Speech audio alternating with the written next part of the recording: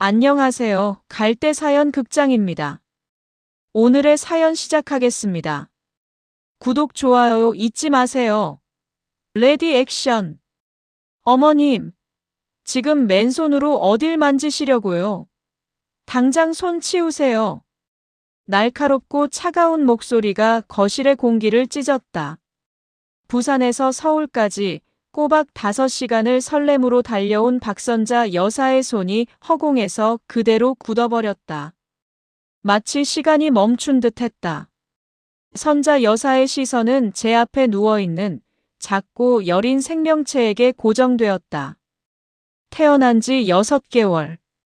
사진으로만 100번, 1000번을 더듬었던 첫 손주 하늘이었다. 눈앞의 하늘이는 인형보다 더 예뻤다. 뽀얀 피부, 오밀조밀한 이목구비, 그리고 새근새근 내쉬는 숨결. 평생의 소원이 이루어진 순간이었다. 그 감격에 겨워 주름진 손을 조심스레 뻗어 아기의 보드라운 뺨을 쓸어보려던 찰나였다. 세영아, 엄마 손 씻으셔. 씻으신 손이든 아니든 안 돼요. 아기는 샤워를 하고 만지는 게 저희 원칙이에요.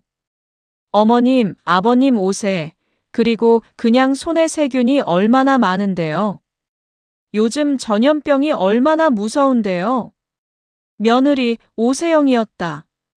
그녀는 품에 안고 있던 하늘이를 마치 성물을 지키는 수호자처럼 한 걸음 뒤로 물러서며 선자 여사 부부를 경계했다. 그 눈빛에는 시부모를 향한 반가움이 아니라 마치 오염원이라도 보는 듯한 노골적인 거부감이 서려 있었다. 선자 여사의 남편 김철민 씨가 현관에서 짐을 풀다 말고 이 광경에 헛기침을 했다. 아니. 우리가 무슨 병균 덩어리도 아니고. 부산역에서부터 손 소독제만 3번은 넘게 썼네. 그리고 집 들어오자마자 화장실에서 꼼꼼히 씻었지 않나. 그걸로는 부족해요, 아버님. 외부에서 묻혀온 미세먼지며 바이러스가 얼마나 많은데요. 부탁드릴게요. 저희 집에서는 하늘이한테 손대지 말아주세요. 눈으로만 봐주세요. 세영의 목소리는 단호했다. 그 어떤 타협의 여지도 없었다. 아들, 김진우는 그저 아내와 부모 사이에서 어쩔 줄 모르겠다는 듯 시선만 피하고 있었다. 엄마, 아빠. 세영이가 좀 예민해서 그래. 아기 처음 키우다 보니까. 그냥 조금만 이해해줘. 이해.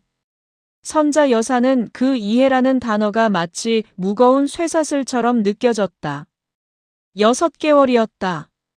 손주가 태어났다는 소식을 듣고 단 하루도 마음 편히 잠들지 못한 지 6개월. 모든 것의 시작은 그해 봄, 부산 해운대 앞바다가 눈부시게 반짝이던 날 걸려온 한 통의 전화였다.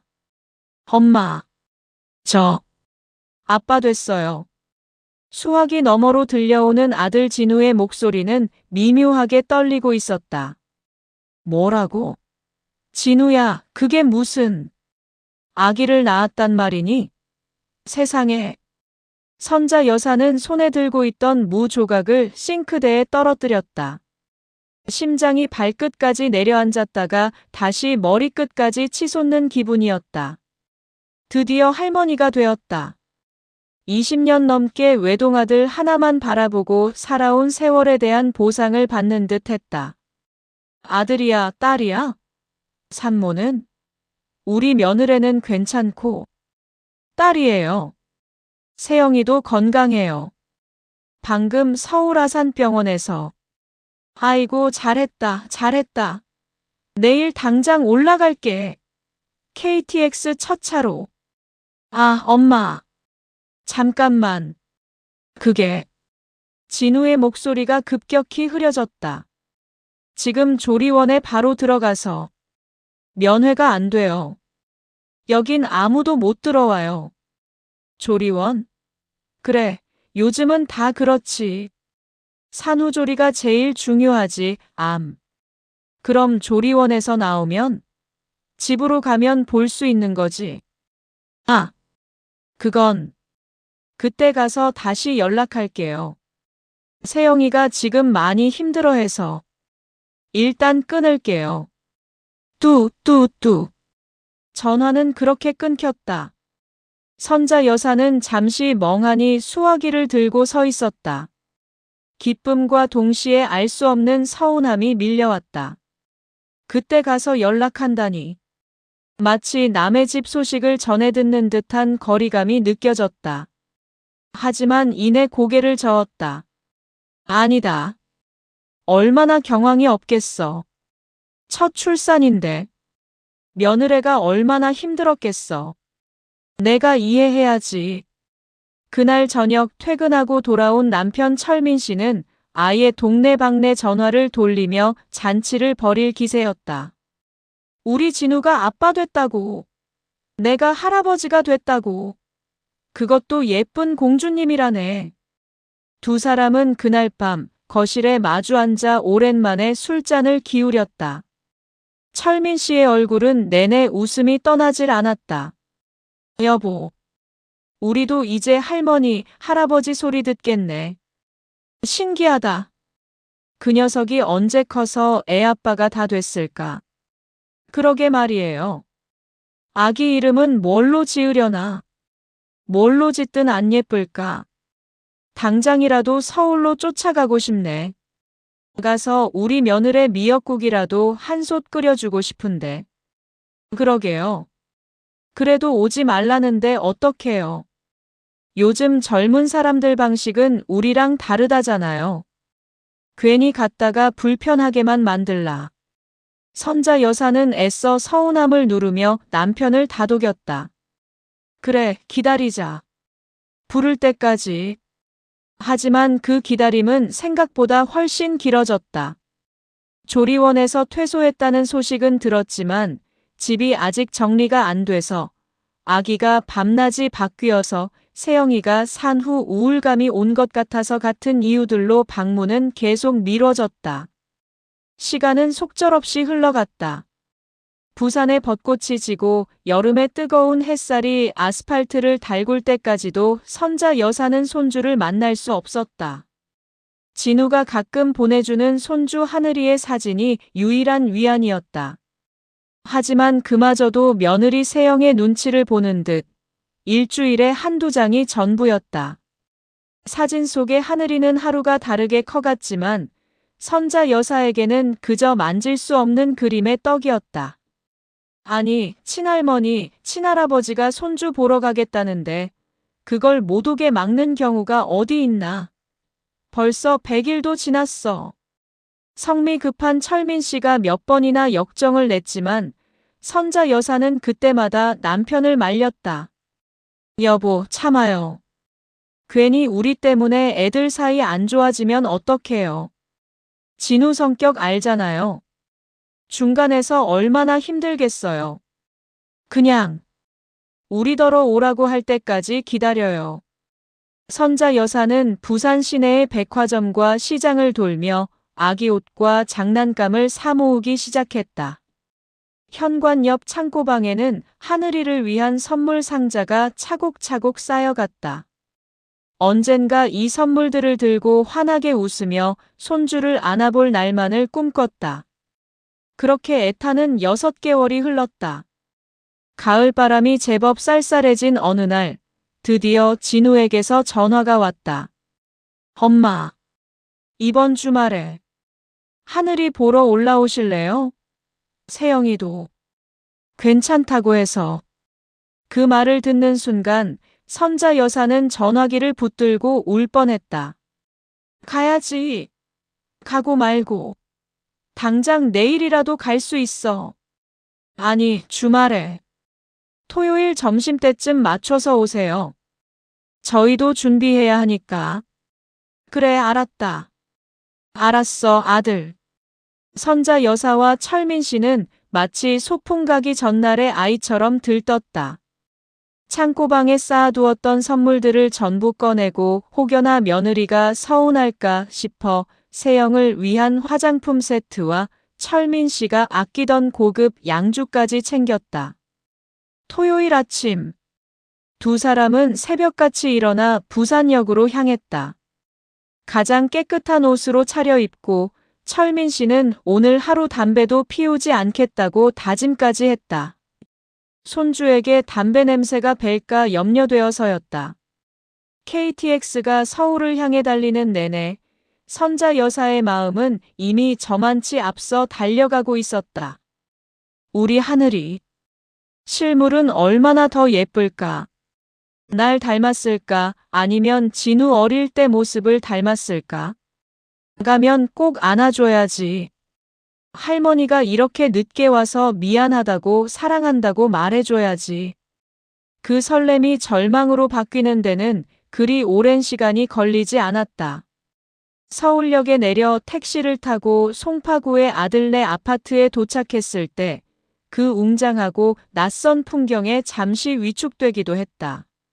하지만 곧 만날 손주 생각에 모든 긴장은 사라졌다. 아들 진우가 현관문을 열어주었다. 오셨어요. 먼 길 오시느라 고생하셨어요. 들어오셔서 손부터 씻으세요. 부부는 마치 시험을 치르는 학생처럼 욕실에서 공용 비누로 손을 몇 번이나 씻고 닦았다. 그리고 거실로 나왔을 때 며느리 세영이 아기를 안고 서 있었다. 6개월 만에 첫 대면. 모든 기다림과 서름이 눈 녹듯 사라지던 그 찰나. 선자 여사가 감격에 겨워 손을 뻗었을 때 어머님, 지금 맨손으로 어딜 만지시려고요? 당장 손 치우세요. 차가운 얼음 송곳 같은 그 한마디가 선자 여사의 가슴 한복판을 그대로 꿰뚫었다. 시간을 거슬러 올라가 진우가 결혼을 선언했던 날은 선자 여사에게 기쁨이자 동시에 작은 불안의 시작이었다. 외동아들 김진우는 부산에서 나고 자란 선자 여사 부부의 전부였다. 어릴 적부터 말수가 적고 성품이 온순했다. 흔한 사춘기 반항 한 번 없이 조용히 제 몫을 해내던 아들이었다. 공부하라는 잔소리 한 번 한 적 없건만 부산에서 내로라 하는 인문계 고등학교를 우수한 성적으로 졸업하고 서울의 명문 사립대학교인 연세대학교에 입학했다. 선자 여사는 아들이 서울로 떠나던 날 부산역 플랫폼에서 몰래 눈물을 훔쳤었다. 대견하면서도 저 여린 것이 험한 서울살이를 잘 해낼 수 있을까 걱정이 앞섰다. 하지만 진우는 부모의 걱정이 무색하게 대학 생활도 졸업 후 모두가 선망하는 대기업 입사도 착실하게 해냈다. 그렇게 모든 것이 순탄했다. 단 하나 연애와 결혼을 제외하고는. 진우야, 너도 이제 나이가 30이 넘었는데 만나는 아가씨라도 없니? 엄마는 우리 진우 장가 가는 거 보고 죽는 게 소원이다. 명절에 겨우 얼굴을 볼 때마다 선자 여사가 입버릇처럼 하는 말이었지만 진우는 늘 알아서 할게요. 혹은 바빠서요라는 무미건조한 대답뿐이었다. 그러던 아들이 34이 되던 해 가을, 폭탄 같은 선언을 했다. 엄마, 저 결혼할 사람이 있어요. 뭐? 정말이니? 누구야? 어떤 아가씨야? 회사 후배 소개로 만났어요. 이름은 오세영이고 저보다 4살 어려요. 그렇게 진우는 오세영이라는 아가씨를 부산 집으로 데려왔다. 선자 여사는 며느리감이 될지도 모르는 아가씨를 위해 며칠 전부터 장을 보고 음식을 준비했다. 해운대 시장에서 가장 싱싱한 해산물을 공수하고 철민 씨는 아들이 좋아하던 갈비찜을 직접 재웠다. 드디어 약속한 날. 진우의 차에서 내린 세영은 선자 여사가 상상했던 모습과는 조금 달랐다. 얌전하고 수수할 것이라는 예상과 달리 세영은 세련되고 화려한 인상이었다. 머리부터 발끝까지 값비싼 브랜드로 치장한 모습이 평범한 월급쟁이로는 보이지 않았다. 하지만 무엇보다 선자 여사의 마음에 걸렸던 것은 그녀의 표정이었다. 안녕하세요. 오세영입니다. 인사는 했지만 눈에는 웃음기가 없었다. 어딘지 모르게 차갑고 모든 것을 재단하는 듯한 날카로운 시선이었다. 내가 사람을 잘못 봤나? 피곤해서 그런 거겠지. 선자 여사는 애써 불길한 예감을 지우며 세영을 집 안으로 맞이했다. 아이고, 어서 와요. 세영 양이라고 했죠? 오느라 고생 많았어요. 서울에서 부산까지 먼 길인데. 네. KTX 타니까 금방이더라고요. 세영은 집안을 휙 둘러보더니 소파 끝에 얌전히 앉았다. 진우가 엄마, 뭐 도울 거 없어? 라며 부엌으로 따라 들어왔지만 세영은 그저 휴대전화만 만지작거릴 뿐이었다. 이윽고 상다리가 휘어지게 차려진 저녁상이 거실에 펼쳐졌다. 세영 양 많이 먹어요. 입에 맞을지 모르겠네. 진우가 세영 양이 고기를 좋아한다고 해서 특별히 한우로만 준비했어. 어머님 감사합니다. 잘 먹겠습니다. 세영은 젓가락을 들었지만 깨작거리는 신용만 할 뿐이었다. 선자 여사가 정성껏 발라준 생선살에도 철민 씨가 자랑하던 갈비찜에도 몇 번 손을 대는가 싶더니 이내 수저를 놓았다. 왜 입에 안 맞아? 아니면 벌써 배가 부른가? 철민 씨가 넉살 좋게 물었지만 세영은 희미하게 웃으며 대답했다. 아니에요, 아버님. 제가 원래 입이 좀 짧아서요. 그리고 사실 제가 해산물을 별로 안 좋아해서요. 순간 부엌과 거실 사이에서 음식을 나르던 선자 여사의 표정이 굳었다. 진우는 분명히 세영이 고기도 해산물도 다 잘 먹는다고 했었다. 그랬구나. 진우는 내가 다 잘 먹는다고 하던데. 아, 진우 씨가 뭘 잘 몰라서요. 저는 비린내에 좀 민감해요. 진우가 멋쩍은 듯 웃으며 그랬나? 미안. 내가 착각했네라며 황급히 화제를 돌렸다. 그날 저녁 식사는 선자 여사 부부에게 보이지 않는 상처를 남겼다. 하지만 두 사람은 서울 아가씨라 입맛이 까다로운가 보다라며 애써 서로를 위로했다. 그렇게 몇 번의 만남이 더 있었고 두 사람은 이듬해 봄에 결혼식을 올렸다. 결혼식은 서울 잠실에 있는 최고급 호텔에서 치러졌다. 선자 여사 부부는 부산에서 친척들을 위한 버스를 대절해야 했다. 화려한 결혼식장과 하객들 사이에서 선자 여사 부부는 어쩐지 자신들이 이방인처럼 느껴졌다. 특히 며느리 세영의 혼주석에 앉아있는 안사돈, 윤 여사의 기세는 대단했다. 강남에서 이름난 사학재단 이사장의 부인이라는 그녀는 선자 여사 부부의 소박한 옷차림을 위아래로 훑어보며 건네는 인사가 전부였다. 결혼 후 진우와 세영은 서울 송파구의 신축 아파트에 신접살림을 차렸다. 진우가 모아둔 돈과 선자 여사 부부가 평생 모아 보태준 돈, 그리고 세영의 집에서 얼마를 보탰다고 했다.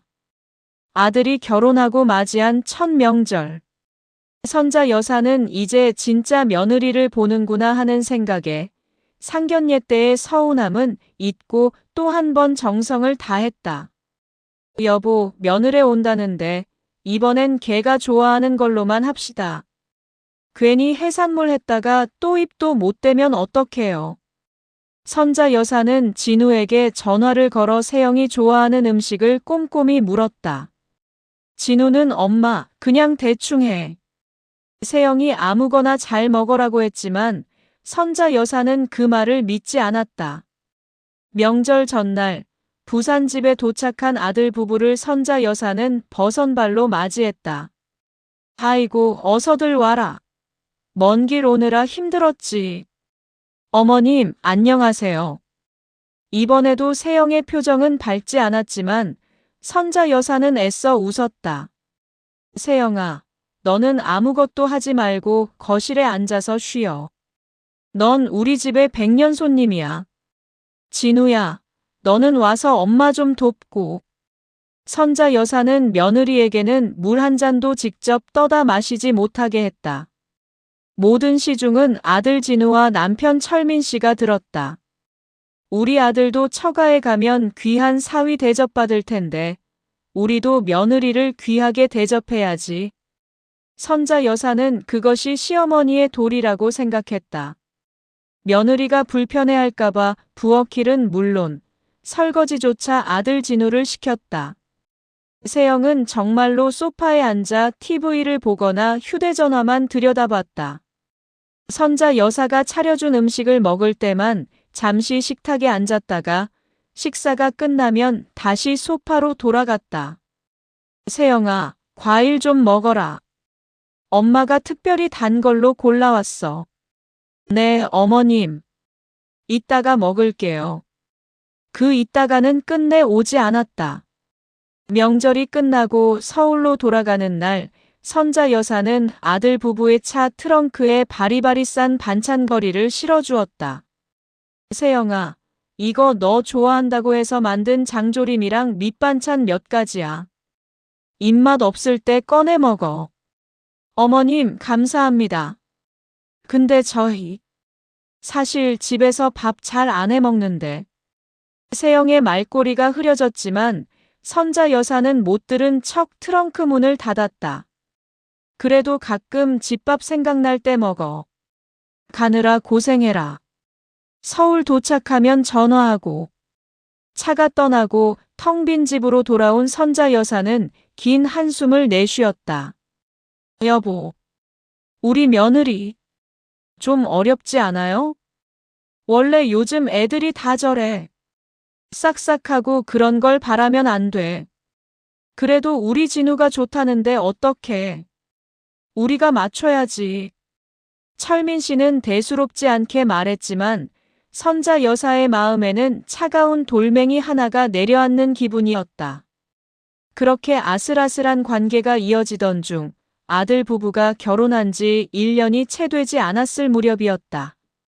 부산에 사는 친척의 환갑잔치에 참석했던 선자 여사 부부는 잔치가 열린 김해가 서울로 올라가는 길목이라는 생각에 아들네 집에 들르기로 마음먹었다. 여보, 이왕 여기까지 온 김에 우리 진우네 집 한번 들렀다 갑시다. 결혼하고 한 번도 못 가봤잖아. 애들 신혼집 어떻게 꾸며놓고 사는지 구경도 할 겸. 그럴까? 갑자기 가면 싫어하지 않을까? 싫어하긴.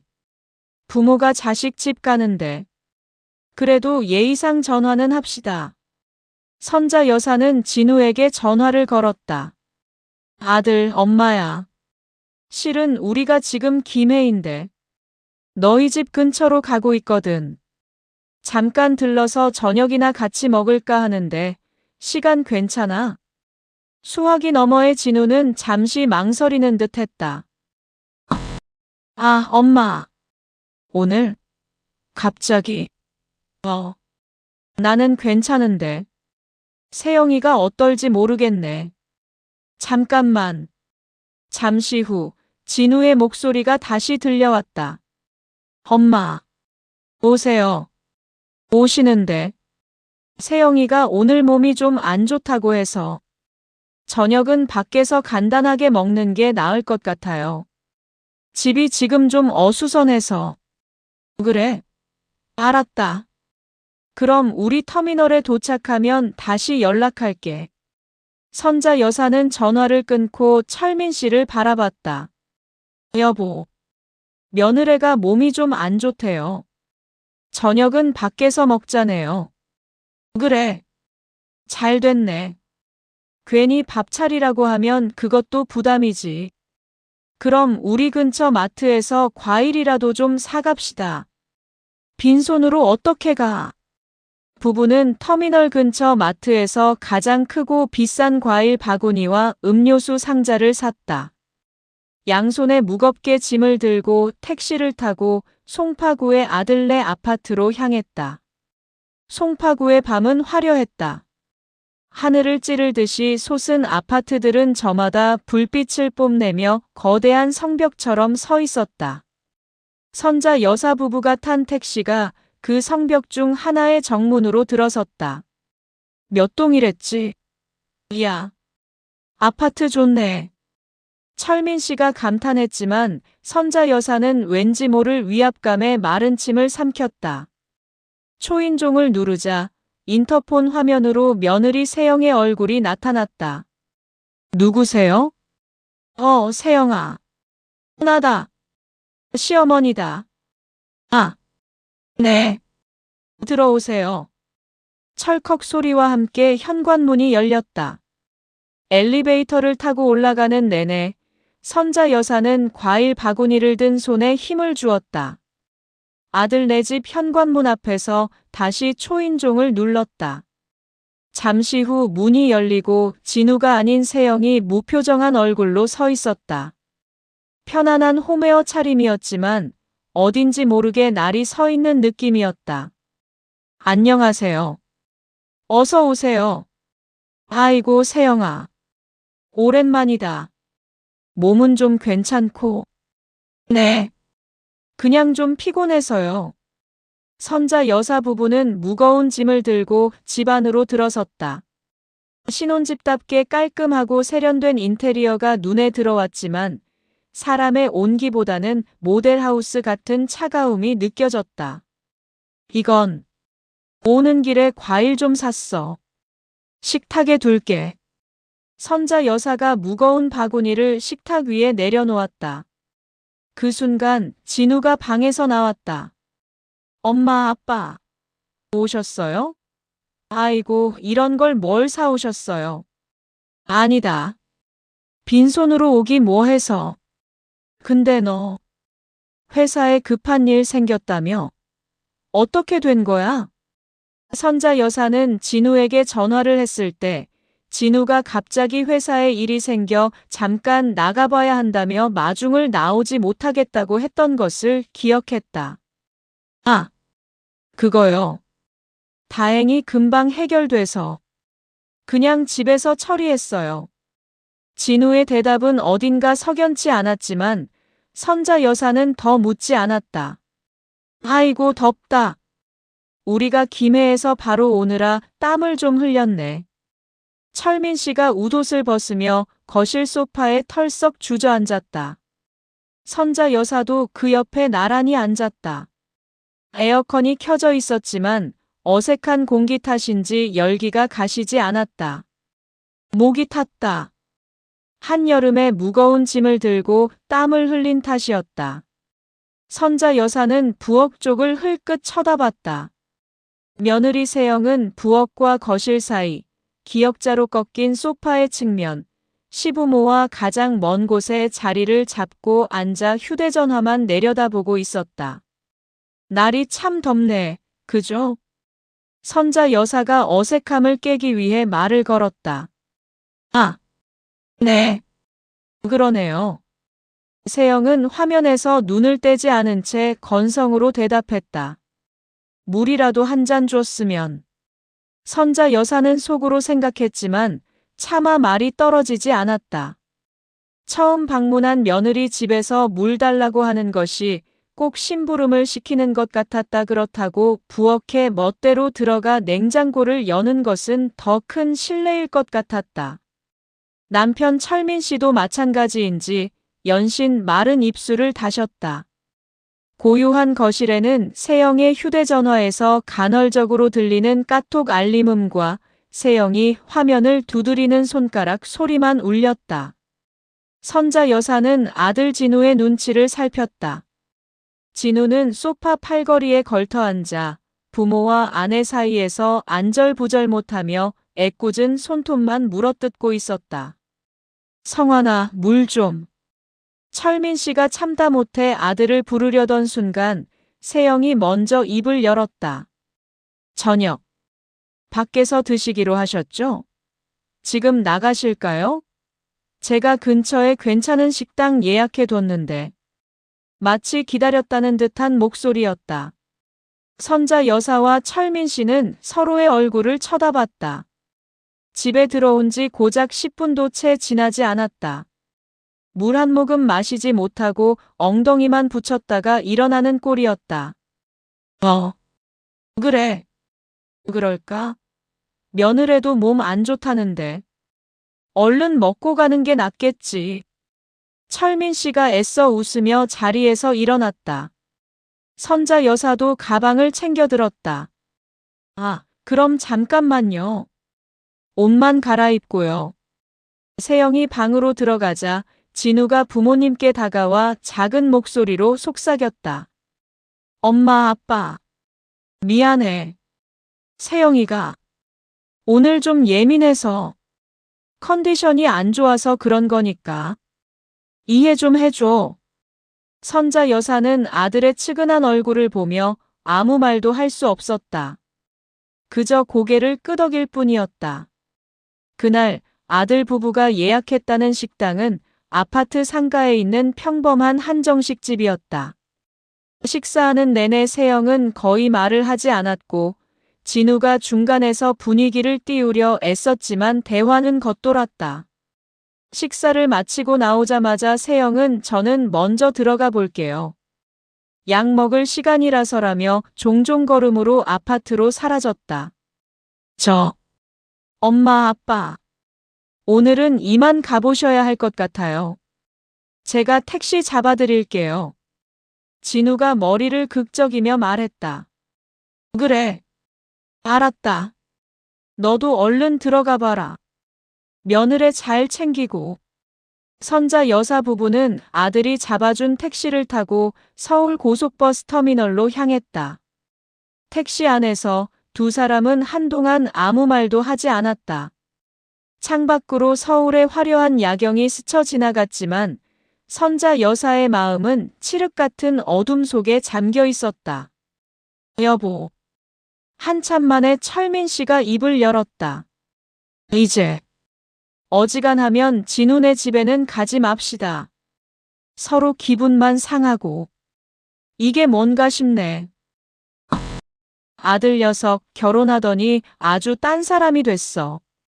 제 마누라 눈치 보느라 부모가 물 한 잔 얻어먹었는지 아닌지도 모르고. 선자 여사는 차창에 이마를 기댔다. 눈물이 핑 돌았다. 불편한 건 알지. 나도 시집살이 해봐서 아는데. 그래도 이건 아니지 않나. 부산집에 도착한 아들 내외에게 상다리가 부러져라 음식을 차려내고 손 하나 까딱 못하게 했던 자신들의 모습이 떠올랐다. 그에 반해 아들 집에서 20분도 채 머무르지 못하고 물 한 잔을 제 손으로 떠먹지도 못한 채 쫓겨나듯 나온 지금의 처지가 처량하게 느껴졌다. 그 일이 있고 난 뒤 선자 여사 부부는 정말로 아들 내외의 집에 방문하지 않았다. 그리고 그 다음 명절. 아들 부부는 어김없이 부산 집으로 내려왔다. 선자 여사는 지난번 송파에서의 냉대를 애써 잊으려 노력하며 평소처럼 진수성찬을 차려놓고 아들 부부를 기다렸다. 그리고 놀랍게도 며느리 세영은 마치 아무 일도 없었다는 듯 선자 여사가 차려준 음식을 맛있게 먹었다. 어머님, 이 갈비찜 정말 맛있네요. 혹시 남은 거 있으면 싸주실 수 있으세요? 밥도 2그릇이나 비우고 남은 음식을 싸가기까지 하는 며느리의 모습은 송파의 그 차가운 얼음성에서 만났던 사람과는 전혀 다른 사람 같았다. 선자 여사는 그 이중적인 모습에 혼란스러웠다. 도대체 우리 며느리의 진짜 얼굴은 뭘까? 이 혼란은 훗날 첫손주 하늘이가 태어나고 나서야 비로소 그 실체를 드러내게 된다. 송파의 그 얼음성 같던 아파트에서 돌아온 후 박선자 여사와 김철민 씨의 일상에는 보이지 않는 금이 갔다. 부산의 바다는 여전히 푸르고 광안대교는 밤마다 불을 밝혔지만 두 사람의 대화는 눈에 띄게 줄었다. 특히 아들 김진우에 대한 이야기는 일종의 금기처럼 되었다. 철민 씨는 퇴근 후 말없이 텔레비전 채널만 돌리거나 베란다에 나가 담배를 태우는 시간이 길어졌다. 선자 여사는 그런 남편의 뒷모습을 보며 속으로만 한숨을 삼켰다. 물 한 잔 내어주지 않던 며느리의 싸늘한 눈빛, 그리고 그 사이에서 아내의 눈치만 보던 아들의 비굴한 표정이 망령처럼 떠올라 밤잠을 설치기 일쑤였다. 내가 아들 하나는 참 잘 키웠다고 생각했는데 내 착각이었나?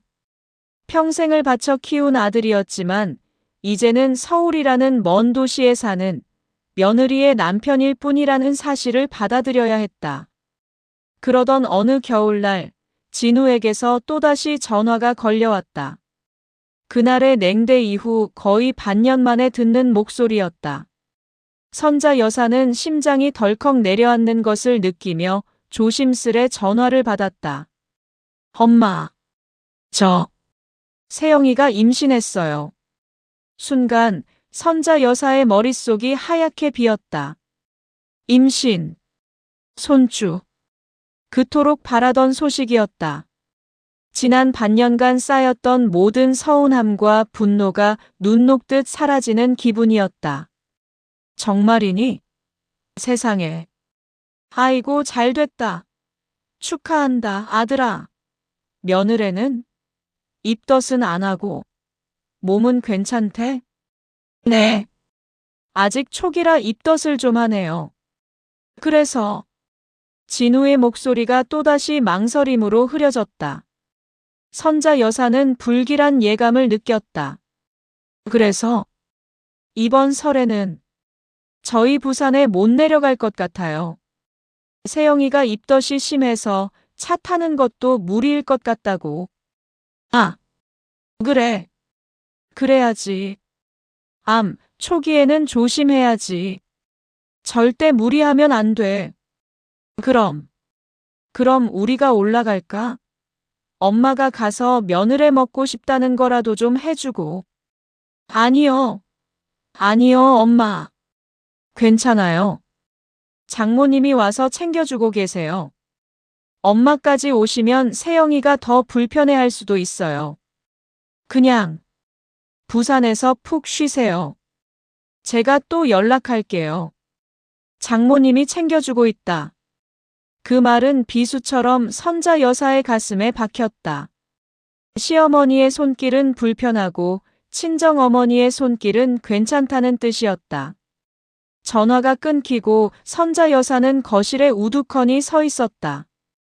기쁨과 서러움이 뒤엉켜 눈물이 났다. 철민 씨가 방에서 나오며 물었다. 무슨 일이야? 진우 녀석 전화야. 또 무슨 뚱딴지 같은 소리를 해? 여보, 우리 할머니, 할아버지 된대요. 며느리가 임신했대요. 철민 씨의 표정도 순간 환해졌다가 이내 아내의 슬픈 얼굴을 보고 굳어졌다. 그런데 왜 울상이야? 좋은 소식인데. 이번 설에 못 내려온대요. 입덧 심해서. 장모님이 돌봐주고 계신다고. 우리더러는 오지 말라네요. 철민 씨는 아무 말 없이 다시 베란다로 나가 담배에 불을 붙였다. 그날 밤 두 사람은 손주가 생긴다는 기쁨을 제대로 나누지 못했다. 시간은 무심하게 흘러갔다. 선자 여사는 서울로 올라가고 싶은 마음을 하루에도 12번씩 억눌렀다. 아들 내외에게 불편한 시부모가 되고 싶지는 않았다. 그렇게 봄이 지나고 며느리가 만삭이 되었다는 소식이 들려왔다. 추석이 다가오고 있었다. 엄마, 이번 추석에도 못 가요. 세영이가 이제 배가 너무 불러서. 알아. 당연히 못 오지. 그 몸으로 어떻게 부산까지 와. 그럼 이번엔 정말 우리가 가도 되지. 가서 며느리 몸보신할 거라도 좀. 엄마, 그냥 계세요. 지금 장모님이 아예 저희 집에 들어와서 같이 지내고 계세요. 짐도 많고 복잡해서 엄마 아빠 오시면 주무실 곳도 마땅치 않아요. 결국 또다시 거절이었다. 선자 여사는 이제 체념을 넘어 분노가 치밀었다. 주무실 곳이 마땅치 않다는 핑계는 너무나 속이 보였다. 그 비싸고 넓은 송파의 아파트에 늙은 부모 하룻밤 묵을 방 하나 없다는 말인가. 그해 추석 선자 여사와 철민 씨는 단둘이 송편을 빚었다. 아들 내외가 없는 명절은 횡하기 그지없었다. 그리고 마침내 그날이 왔다. 가을바람이 제법 쌀쌀해진 늦은 밤, 전화벨이 울렸다. 엄마, 나왔어요. 방금. 세영이가. 딸이에요, 엄마. 진우의 목소리는 흥분과 기쁨으로 상기되어 있었다. 그 목소리를 듣는 순간 선자 여사는 그동안 쌓였던 모든 원망을 잊고 울음을 터뜨렸다. 아이고 장하다. 우리 며느리 장하다. 진우야 고생했다. 그래서 산모랑 아기 다 건강하고. 네. 둘 다 건강해요. 지금 서울 아산병원인데. 그래. 우리가 당장 올라갈게. 내일 첫 차로. 아, 엄마. 잠깐만. 진우의 다급한 목소리가 선자 여사의 말을 끊었다. 지금 병원 면회 안 돼요. 그리고 세영이 바로 조리원으로 들어갈 거라서. 거기는 아예 부모님도 못 들어오게 되어 있어요. 아기 감염된다고. 조리원? 거긴 얼마나 있는데? 2주 정도요. 그리고 집에 와서도 아기 100일은 지나야 외부인 만날 수 있다고. 세영이가 그래요. 외부인. 그 단어가 또다시 선자 여사의 귀를 후벼 팠다. 손주를 낳은 할머니, 할아버지가 외부인이었다. 진우야. 그럼 우린 언제 우리 손주 얼굴 한번 볼 수 있는 거니? 사진 자주 보낼게요, 엄마. 일단 세영이 좀 진정되면 그때 다시 연락할게요. 전화는 일방적으로 끊겼다. 그날부터 선자 여사의 기나긴 기다림이 시작되었다. 그때는 오지 않았다. 2주까지나 며느리가 조리원에서 퇴소했다는 소식을 들었다. 하지만 집이 아직 정리가 안 돼서 아기가 밤낮이 바뀌어서 잠을 못 자서 세영이가 산후 우울감이 심해서 같은 이유들로 방문은 계속해서 미뤄졌다. 진우가 가끔 보내주는 사진이 전부였다. 선자 여사는 그 작은 사진을 확대하고 또 확대하며 손주의 얼굴을 더듬었다. 눈은 진우를 닮은 것 같기도 하고 코는 며느리를 닮았나. 사진 속의 아이는 하루가 다르게 자라났다. 베넷짓을 하고 눈을 맞추고 뒤집기를 준비하는 동안에도 선자 여사는 그저 그림 속의 아이를 바라볼 수밖에 없었다. 그러다 우연히 진우의 실수로 며느리 세영의 소셜미디어 주소를 알게 되었다. 호기심에 몰래 들어가 본 그곳에는 선자 여사가 한 번도 보지 못했던 다른 세상이 펼쳐져 있었다. 세영의 페이지에는 하늘이와 함께라는 제목으로 수백 장의 사진이 올라와 있었다. 조리원에서 찍은 사진, 집 거실에서 찍은 사진, 유모차를 끌고 석촌호수 공원을 산책하는 사진. 그리고 그 사진들 속에는 언제나 며느리 세영과 그녀의 친정어머니 윤 여사가 환하게 웃고 있었다. 윤 여사는 조리원에서도 아기를 안고 있었고 집에서도 아기 침대 옆에서 잠든 아기를 흐뭇하게 바라보고 있었다. 심지어는 백화점 유아용품 코너에서 세영과 함께 쇼핑을 하는 사진도 있었다. 우리는 외부인이라서 안 된다더니 안 사도는 괜찮은 거였구나. 선자 여사는 배신감에 손이 부들부들 떨렸다. 그녀는 남편에게 이 사실을 차마 말하지 못했다. 불같은 성격의 철민 씨가 알게 되면 당장 서울로 쫓아가 모든 것을 뒤집어 엎을 것만 같았다. 선자 여사는 혼자 삭혔다. 부산 자갈치 시장이며 국제시장을 돌며 아기 옷과 장난감을 사 모으는 것으로 울분을 달랬다. 현관 옆 창고방에는 하늘이의 선물 상자가 천장까지 닿을 듯 쌓여갔다. 언젠가는 이 할미가 너를 안아볼 날이 오겠지. 그렇게 아기가 태어난 지 6개월. 계절이 2번이나 바뀌고 하늘이가 이제 목을 가누고 이유식을 시작할 무렵. 드디어 진우에게서 전화가 왔다. 엄마, 이번 주말에 하늘이 보러 올라오실래요? 세영이도 괜찮다고 해서. 그 한마디에 지난 6개월간의 모든 서름과 배신감이 녹아내리는 것만 같았다. 괜찮지 않았지만 손주를 볼 수 있다는 희망 하나에 선자 여사는 모든 것을 용서하기로 마음먹었다. 가야지. 가고 말고. 당장 내일이라도 갈 수 있어. 아니, 주말에. 토요일 점심때쯤 맞춰서 오세요. 저희도 준비해야 하니까. 선자 여사와 철민 씨는 마치 첫 데이트를 준비하는 연인처럼 들떴다. 여보, 우리 하늘이 보러 간대. 드디어. 진짜가?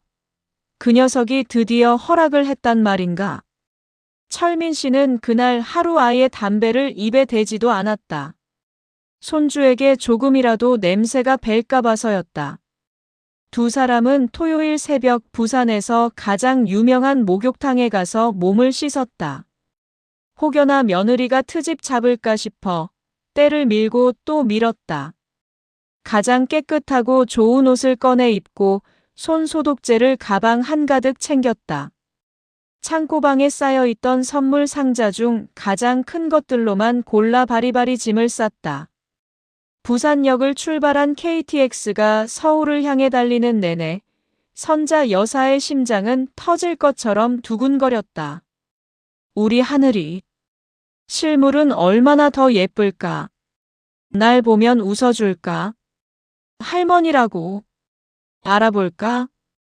그 설렘이 절망으로 바뀌는 데는 그리 오랜 시간이 걸리지 않을 터였다. 서울역에 도착한 박선자 여사와 김철민 씨는 곧장 택시를 타고 송파로 향했다. 지난번 방문의 서먹함은 애써 기억 저편으로 밀어냈다. 오늘은 그저 첫 손주를 만난다는 기쁨만이 가득했다. 기사님, 저기 롯데타워 보이는 저 아파트 단지로 가주세요. 택시가 익숙한 아파트 정문으로 들어섰다. 두 사람의 손에는 부산에서부터 공수해온 선물 꾸러미가 한가득 들려 있었다. 아들네 집 현관문 앞에 선 선자 여사는 마지막으로 옷매무새를 가다듬고 가방에서 손 소독제를 꺼내 남편과 자신의 손에 꼼꼼하게 문질렀다. 여보, 괜찮겠죠? 며느리가 또 뭐라고 하진 않겠죠? 걱정 말게. 오늘은 손주 보러 오라고 직접 부른 날 아닌가? 설마. 철민 씨가 초인종을 눌렀다. 딩동. 잠시 후 인터폰 너머로 아들 진우의 목소리가 들렸다. 누구세요? 아들 나다. 엄마 아빠 왔다. 아, 오셨어요. 문 열게요. 철컥 소리와 함께 현관문이 열리고 두 사람은 조심스럽게 집 안으로 들어섰다. 오셨어요. 먼 길 오시느라 고생하셨어요. 진우가 현관으로 마중 나와 짐을 받아들었다. 그런데 진우의 다음 말이 두 사람을 긴장하게 했다. 들어오시자마자 저기 거실 화장실에서 손부터 좀 씻어주시겠어요? 아기 때문에. 아, 그래. 그래야지. 선자 여사 부부는 짐을 내려놓기도 전에 마치 시험을 치르는 학생처럼 나란히 화장실로 향했다. 거울에 비친 두 사람의 얼굴은 긴장으로 굳어 있었다. 선자 여사는 세면대에 놓인 아이용 항균 물비누를 펌핑해 거품을 내고 또 냈다. 손톱 밑까지 꼼꼼하게 닦고 흐르는 물에 몇 번이나 헹궜다. 화장실에서 나오자 진우가 외투를 받아들며 말했다. 외투는 여기 현관 옆에 걸어둘게요. 바깥에서 입던 옷이라. 그래라. 모든 방역 절차를 마친 두 사람은 드디어 거실로 들어섰다. 하지만 기대했던 아기의 모습은 보이지 않았다. 며느리 세영도 보이지 않았다. 아기는? 우리 하늘이는 어디 있니? 선자 여사가 조바심을 내며 물었다. 아, 하늘이 지금 낮잠 자요. 깨면 데리고 나올게요. 세영이도. 하늘이 보느라 밤을 새워서. 지금 안방에서 같이 좀 쉬고 있어요. 우선 여기 소파에 좀 앉아 계세요. 물 한 잔 드릴까요? 지난번 방문 때 물 한 잔 주지 않던 것을 의식한 듯 진우가 황급히 물을 떠왔다. 선자 여사와 철민 씨는 널찍한 거실 소파 끝에 나란히 앉았다. 아들 내외가 사는 집은 여전히 모델하우스처럼 깔끔했지만 아기용품들이 구석구석 놓여 있어 그나마 사람 사는 온기가 느껴졌다. 하지만 동시에 모든 것이 너무나 깨끗하고 정돈되어 있어 오히려 비현실적인 느낌마저 들었다. 고요한 집 안에는 시계 초침 소리와 안방에서 희미하게 들려오는 백색 소음기 소리뿐이었다. 진우는 부모님 맞은편 1인용 의자에 어색하게 걸터앉아 입을 열었다. 부산은 날씨 어때요? 여기 서울은 갑자기 추워져서. 좋다. 날씨야 뭐. 늘 그렇지. 철민 씨가 무뚝뚝하게 대답했다. 하늘이는 많이 컸니? 잘 먹고. 네. 잘 먹고. 잘 자고. 이제 뒤집기도 하고. 엄청 예뻐요, 엄마. 아기 이야기를 하는 진우의 얼굴에 비로소 아빠가 된 행복감이 어렸다. 그 모습을 보니 선자 여사의 마음도 조금 누그러졌다. 그래. 사진으로만 봐도 그렇게 예쁘던데. 실물은 얼마나 더 예쁠까. 그렇게 어색한 대화가 오가기를 30여 분. 마치 영원처럼 느껴지던 시간이 흘렀을 때 드디어 안방 문이 열리는 소리가 났다. 그리고 곧이어 으앙, 으앙. 아기 울음소리가 들려왔다. 선자 여사와 철민 씨는 약속이라도 한 듯 동시에 자리에서 벌떡 일어났다. 심장이 발끝부터 머리끝까지 세차게 뛰기 시작했다. 울음소리가 들리고도 한참이 지난 후에야 며느리 세영이 아기를 안고 안방에서 나왔다. 세영은 얇은 수유복 차림이었고 잠을 설친 듯 푸석한 얼굴이었지만 특유의 차가운 기운은 여전했다. 오셨어요, 어머님, 아버님. 아, 세영아. 고생이 많다. 몸은 좀 괜찮고. 선자 여사가 반가움에 한달음에 며느리 앞으로 다가갔다. 그리고 드디어 마주했다. 6개월. 꼬박 180일을 그림으로만 보았던 손주 하늘이. 아이고, 아이고, 내 새끼. 선자 여사는 저도 모르게 탄성을 내뱉었다. 사진과는 비교도 되지 않았다. 뽀얀 피부, 칠흑 같은 머리카락, 그리고 자신을 올려다보는 크고 까만 눈동자. 그 안에 온 우주가 담겨 있는 것 같았다. 어쩜 이렇게 예뻐? 우리 하늘이. 할머니 처음 보지. 아이고. 감격에 겨워 선자 여사는 주름진 손을 조심스럽게 뻗었다. 아기의 보드라운 뺨에 그저 손끝이라도 한번 대보고 싶었다. 그 순간이었다. 어머님. 날카로운 목소리가 선자 여사의 손을 허공에 멈추게 했다. 지금 맨손으로 어딜 만지시려고요? 당장 손 치우세요. 며느리 세영은 질색하는 표정으로 몸을 획 돌려 아기를 감쌌다. 마치 선자 여사의 손에 독이라도 묻어있는 것처럼. 선자 여사는 허공에 뜬 손이 민망해 어쩔 줄 몰랐다. 아니, 세영아. 나 손 씻었어. 들어오자마자 씻으라고 해서. 씻으신 손이든 아니든 안 돼요. 세영의 목소리는 히스테릭하게 날카로웠다. 손 씻으셔도 어머님 아버님 옷에, 머리카락에, 바깥에서 묻혀온 세균이 얼마나 많은데요. 아기는 샤워를 하고 깨끗한 실내복으로 갈아입고 만지는 게 저희 원칙이에요. 요즘 전염병이 얼마나 무서운데요. 황당한 말이었다. 샤워. 지금 여기서 샤워를 하라는 말인가? 철민 씨가 어이가 없어 끼어들었다. 아니, 이 사람아. 우리가 무슨 병균 덩어리라도 된다는 건가? 부산에서부터 소독하고 목욕까지 하고 올라왔네. 손도 몇 번을 씻었고, 겉옷도 다 벗었는데. 그래도 안 돼요. 공기 중에 다 묻어 있잖아요. 아버님, 혹시 담배도 태우시죠? 세영의 눈이 매섭게 철민 씨를 쏘아봤다. 오늘은 안 피웠네.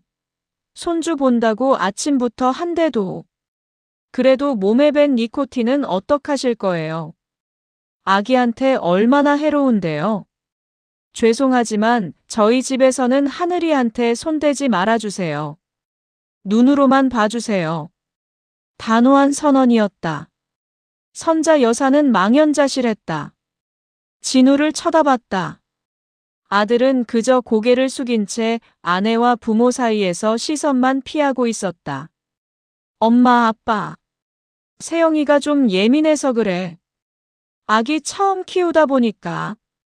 그냥 오늘은 아쉽더라도 눈으로만 좀 봐줘. 응? 아들의 말은 결국 아내의 편을 드는 것이었다.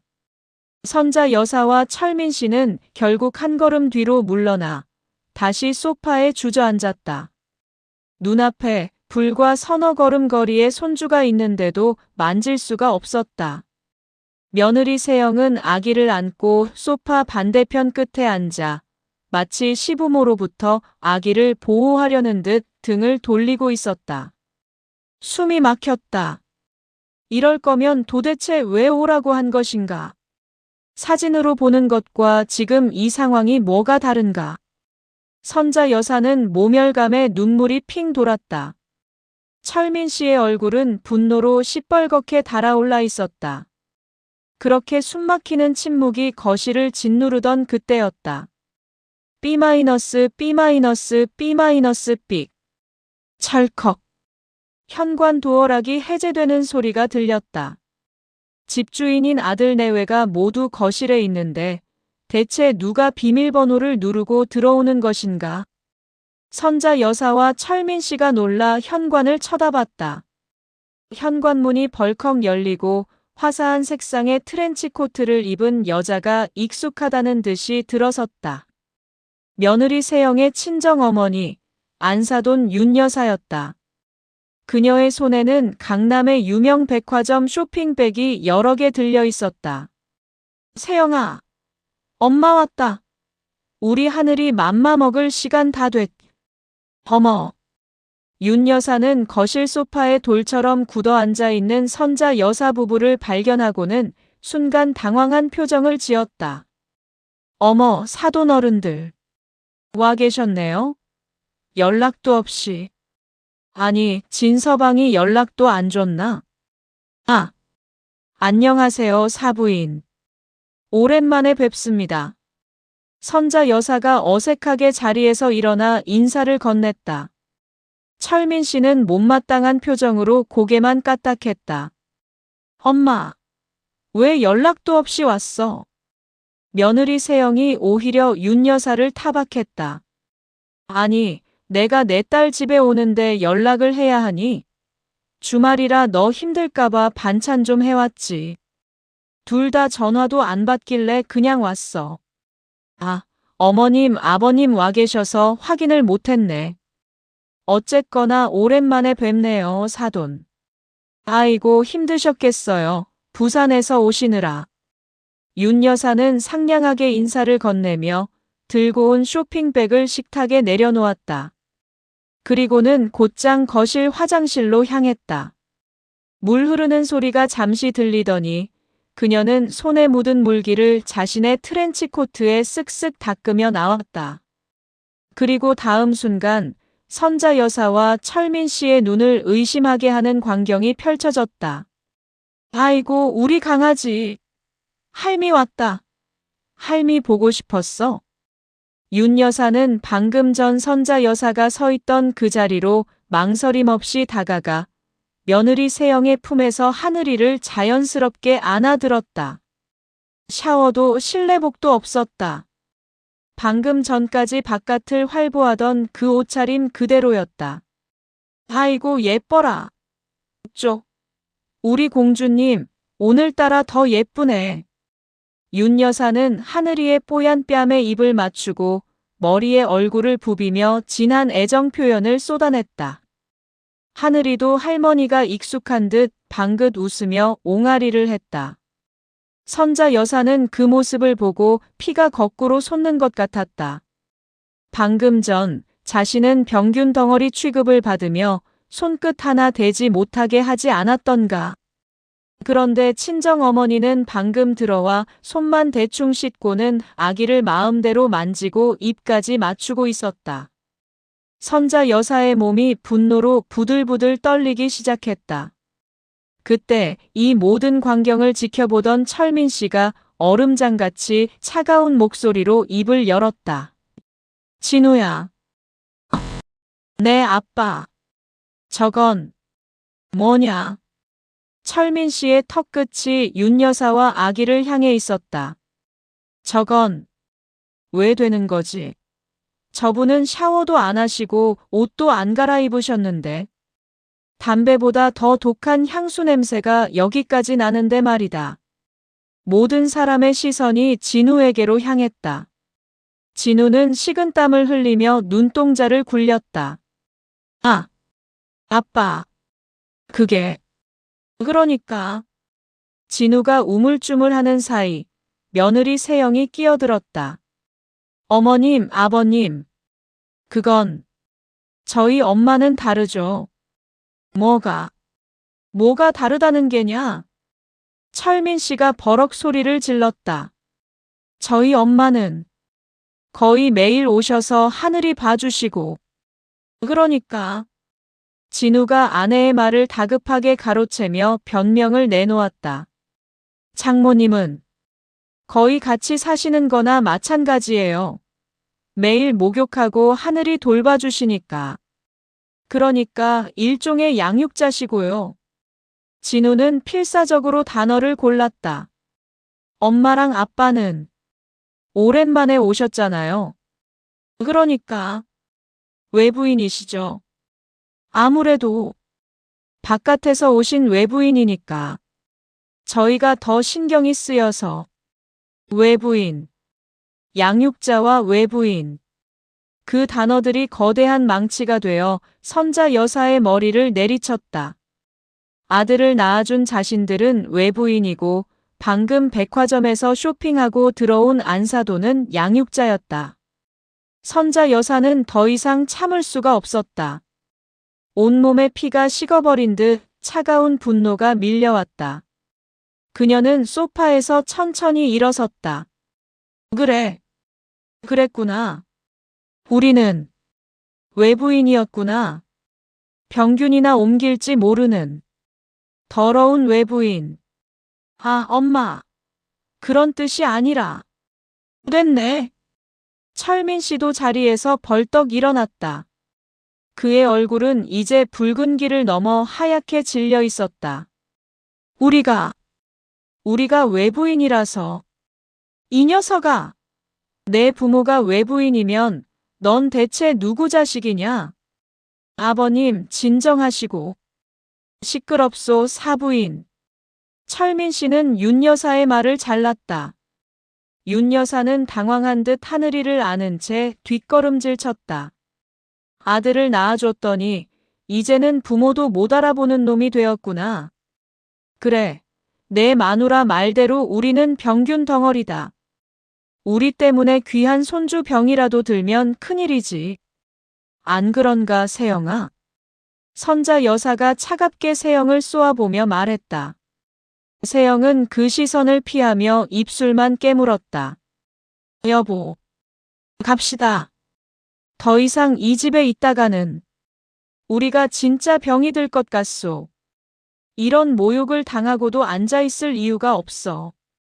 철민 씨가 현관에 걸려있던 외투를 거칠게 집어들었다. 선자 여사도 말없이 가방을 챙겼다. 엄마, 아빠, 가지 마세요. 오해해요. 제발. 진우가 울상이 되어 두 사람을 붙잡았지만 선자 여사는 아들의 손을 매몰차게 뿌리쳤다. 오해? 뭐가 오해라는 거니? 내 입으로 직접 외부인이라고 하지 않았니? 내 아내 원칙대로 우리 외부인들은 이만 물러가야지. 안 그래? 선자 여사는 마지막으로 며느리 세영과 그녀의 어머니 품에 안겨 방긋거리는 하늘이를 바라봤다. 우리가 이 꼴을 보려고 부산에서 6개월을 기다리며 여기까지 온 줄 아니. 선자 여사의 목소리가 절망으로 갈라졌다. 다시는 우리를 찾지 말아라. 너희끼리 그 양육자분하고 샤워 깨끗이 하면서 귀한 손주 잘 키워봐라. 선자 여사는 뒤도 돌아보지 않고 현관문을 열었다. 엄마, 아빠. 진우의 절규가 등 뒤에서 들려왔지만 두 사람은 걸음을 멈추지 않았다. 쾅! 아파트 현관문이 닫히는 소리가 마치 천둥처럼 울렸다. 엘리베이터를 기다리는 짧은 순간 두 사람은 아무 말도 하지 않았다. 엘리베이터 문이 열리고 두 사람이 올라탔다. 닫힌 버튼을 누르자 문이 스르르 닫히며 아들 집 복도가 시야에서 사라졌다. 고요한 엘리베이터 안. 선자 여사는 차가운 벽에 등을 기댄 채 주르륵 흘러내리는 눈물을 닦을 생각도 하지 못했다. 6개월의 기다림과 설렘이 단 10분 만에 모멸감과 배신감으로 처참히 부서져 내렸다. 1층 로비에 도착해 엘리베이터 문이 열렸을 때 선자 여사는 다리에 힘이 풀려 그 자리에 주저앉을 뻔했다. 철민 씨가 그런 아내의 팔을 거칠게 부축했다. 일어서. 이런 데서 울지 마. 저것들한테 지는 거야. 두 사람은 서로를 의지한 채 비틀거리며 송파의 그 화려한 아파트 단지를 빠져나왔다.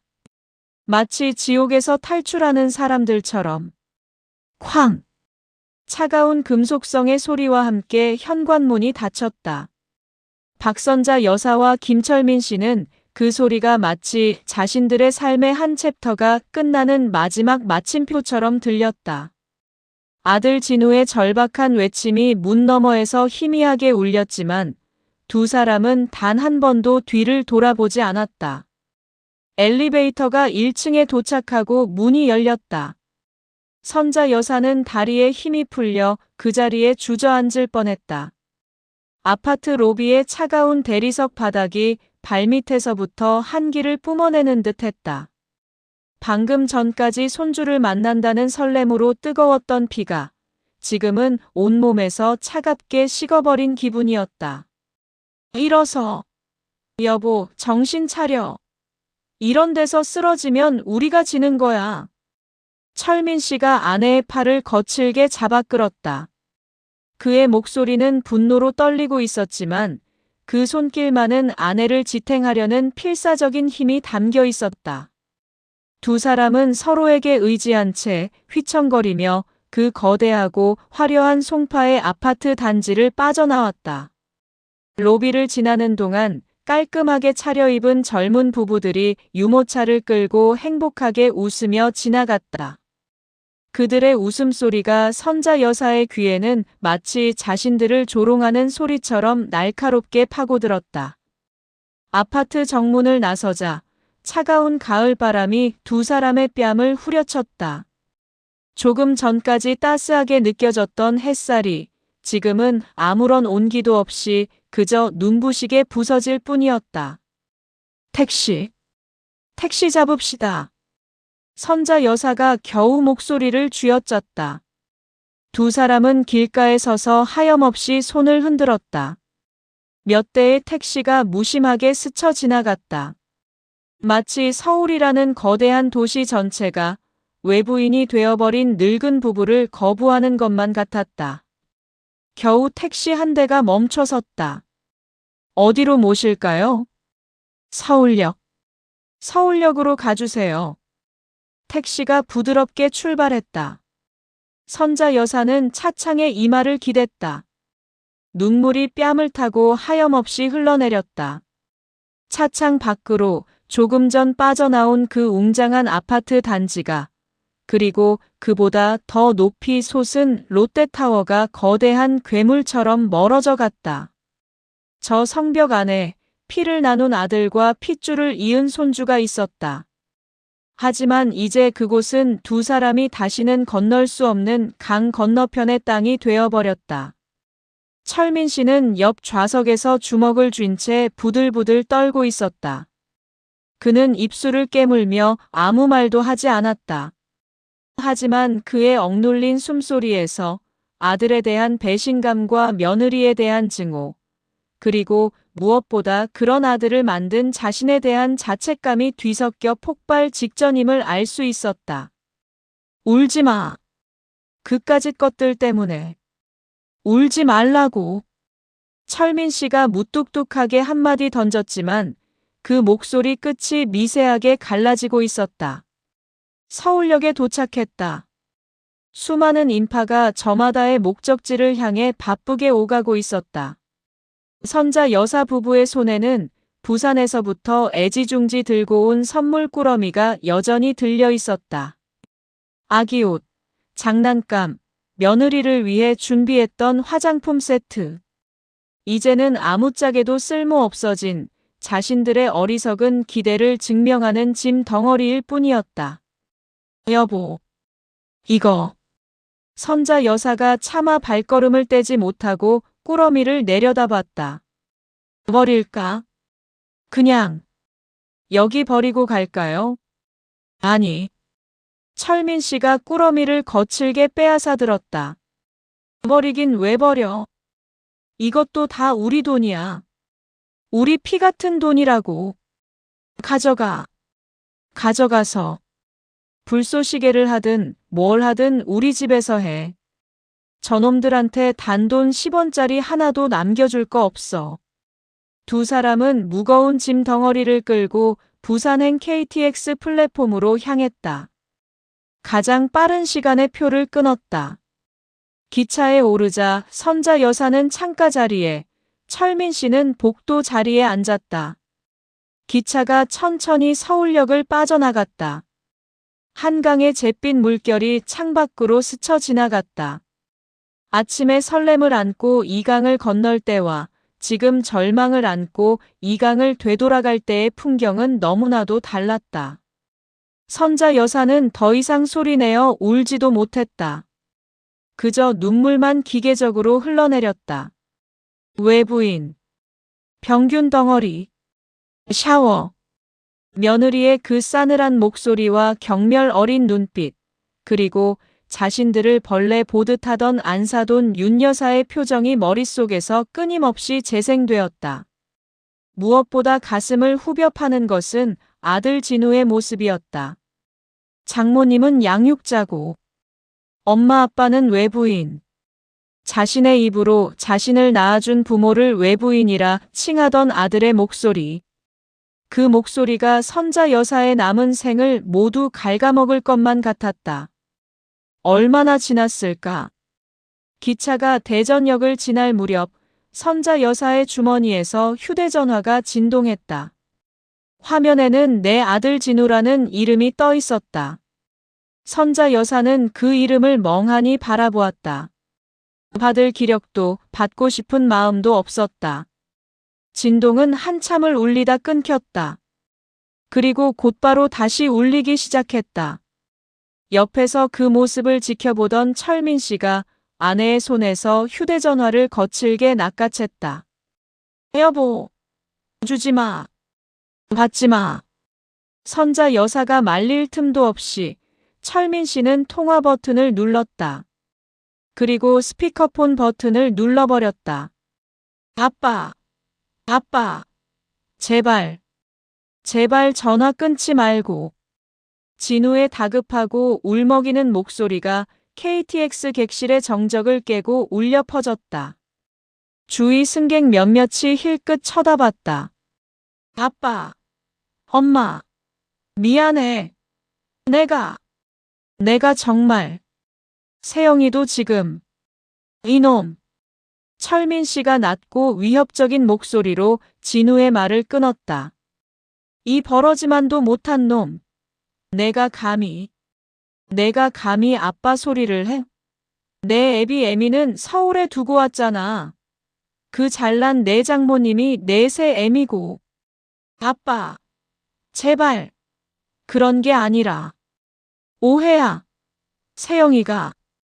세영이가 지금 산후 우울증 때문에. 닥쳐. 철민 씨가 고함을 질렀다. 산후 우울증? 그게 내 부모한테 병균 덩어리라고 말하는 면죄부가 되나? 그게 내 부모를 외부인 취급하는 이유가 되냔 말이다. 그런데 내 장모는? 그 여자는 왜 괜찮은데? 그 여자는 병균도 안 묻었어? 샤워도 안 하고 향수 냄새 풀풀 풍기면서 애를 만지고 입을 맞춰도 괜찮은데 평생 너 하나 보고 산 내 늙은 부모는 손끝 하나 대면 안 되는 더러운 병균 덩어리냐? 말해봐, 이놈아. 아빠. 그건. 장모님은. 양육자. 외부인. 그따위 궤변을. 내 놈이 우리 면전에서 짓거렸어. 이놈아, 잘 들어라. 오늘 이 시간부로 너는 내 아들이 아니고 나도 내 애비가 아니다. 우리는 너한테 깨끗하게 잊힌 외부인이야. 내 마누라 말대로 내 귀한 자식 병균 옮길까 무서우니 다신 연락하지 마라. 아빠, 제발. 아빠. 그리고 철민 씨는 마지막 일격을 가했다. 다시는 이 번호로 전화하지 마. 내 어미도 나도. 내 놈 목소리 다신 듣고 싶지 않으니까.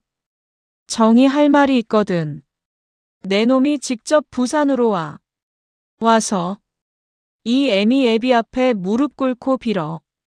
내 마누라 데리고 와서 같이 빌라고. 그 전까지 넌 우리 아들 아니다. 철민 씨는 그대로 통화 종료 버튼을 눌렀다. 그리고는 진우의 번호를 찾아 수신 차단 버튼을 망설임 없이 눌러버렸다.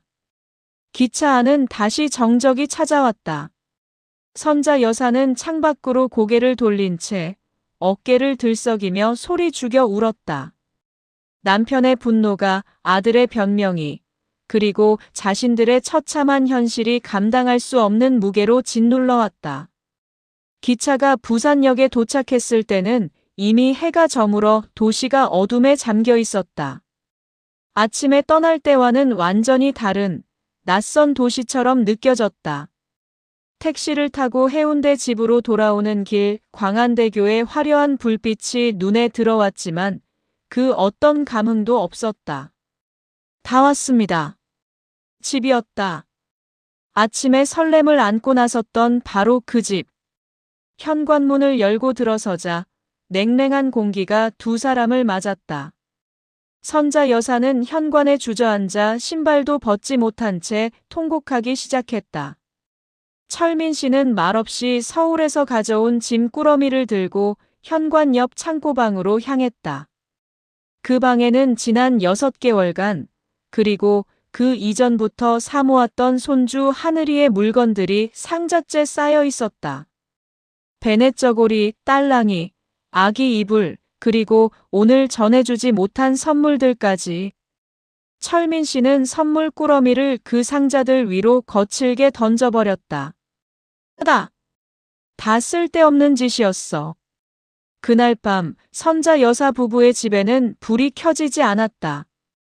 두 사람은 칠흑 같은 어둠 속에서 각자의 방에서 평생 씻을 수 없는 상처를 끌어안은 채 뜬 눈으로 밤을 지새웠다. 아들 진우를 낳고 키우고 장가 보냈던 지난 세월이 주마등처럼 스쳐 지나갔다. 그리고 그 모든 세월이 외부인이라는 그 한마디에 산산조각 나버렸다. 시간은 상처를 치유하는 것이 아니라 무디게 만들 뿐이었다. 송파의 얼음성에서 모멸감을 안고 돌아온 지 1년. 박선자 여사와 김철민 씨의 삶은 이전과는 완전히 다른 궤도로 흘러가고 있었다. 아들 진우의 번호는 차단되었다. 처음 몇 달간은 모르는 번호로 공중전화로 전화가 걸려오기도 했다. 하지만 철민 씨는 번호를 확인하고는 받지도 않고 끊어버렸고 선자 여사는 전화벨이 울릴 때마다 경기를 일으킬 듯 놀라다가 이내 체념했다.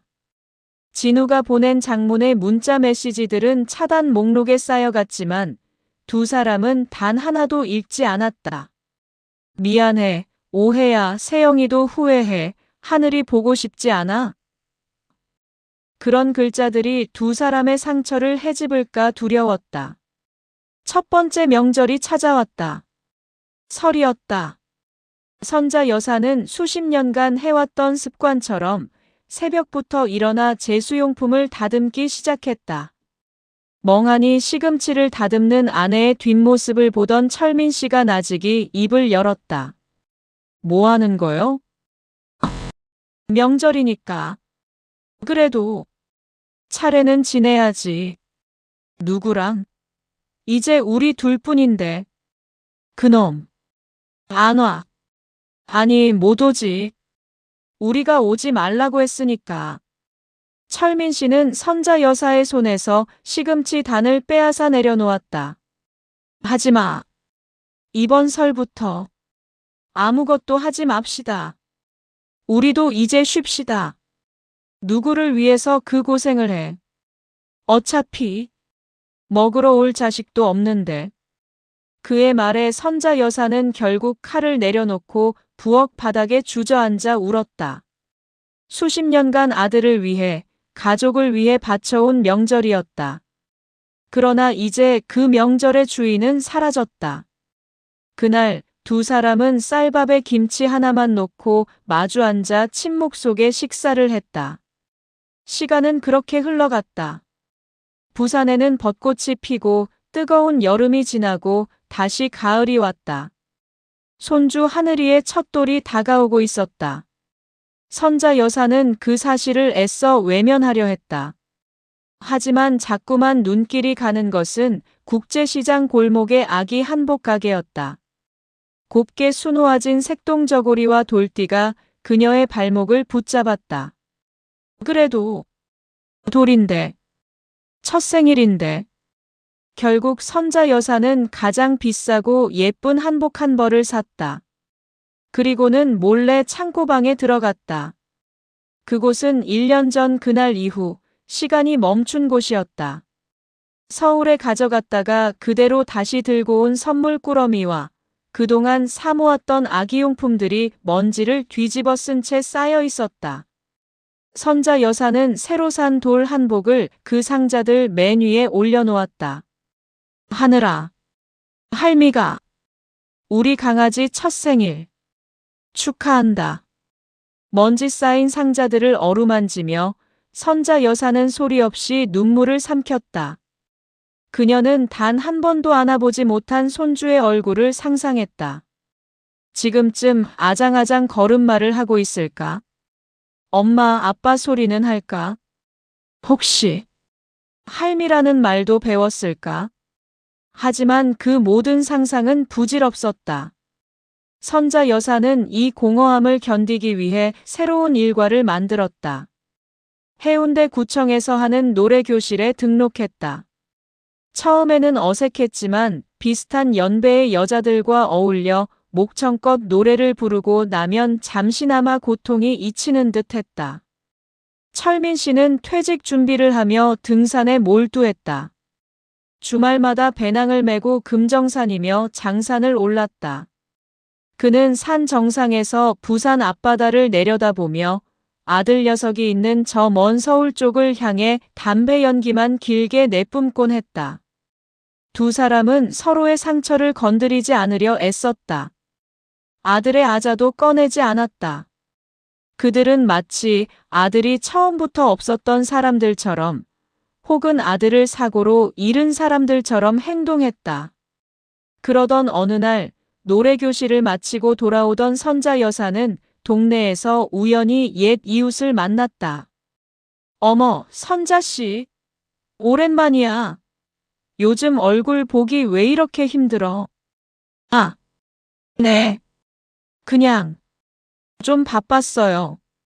참, 선자 씨 손주 봤다며? 아들 장가 보내더니 겹경사네. 나 우리 딸이 사진 보여줘서 알았잖아. 요즘 젊은 애들 다 그거 하잖아. 왜? 뭐시기? 손주가 그렇게 예쁘다며? 며느리 닮아서 아주 인형이라던데. 며느리가 그거 강남에서 유명한 사학재단 집 딸이라며? 어쩐지 선자 씨 아들 복 터졌네. 선자 여사는 얼굴이 하얗게 질렸다.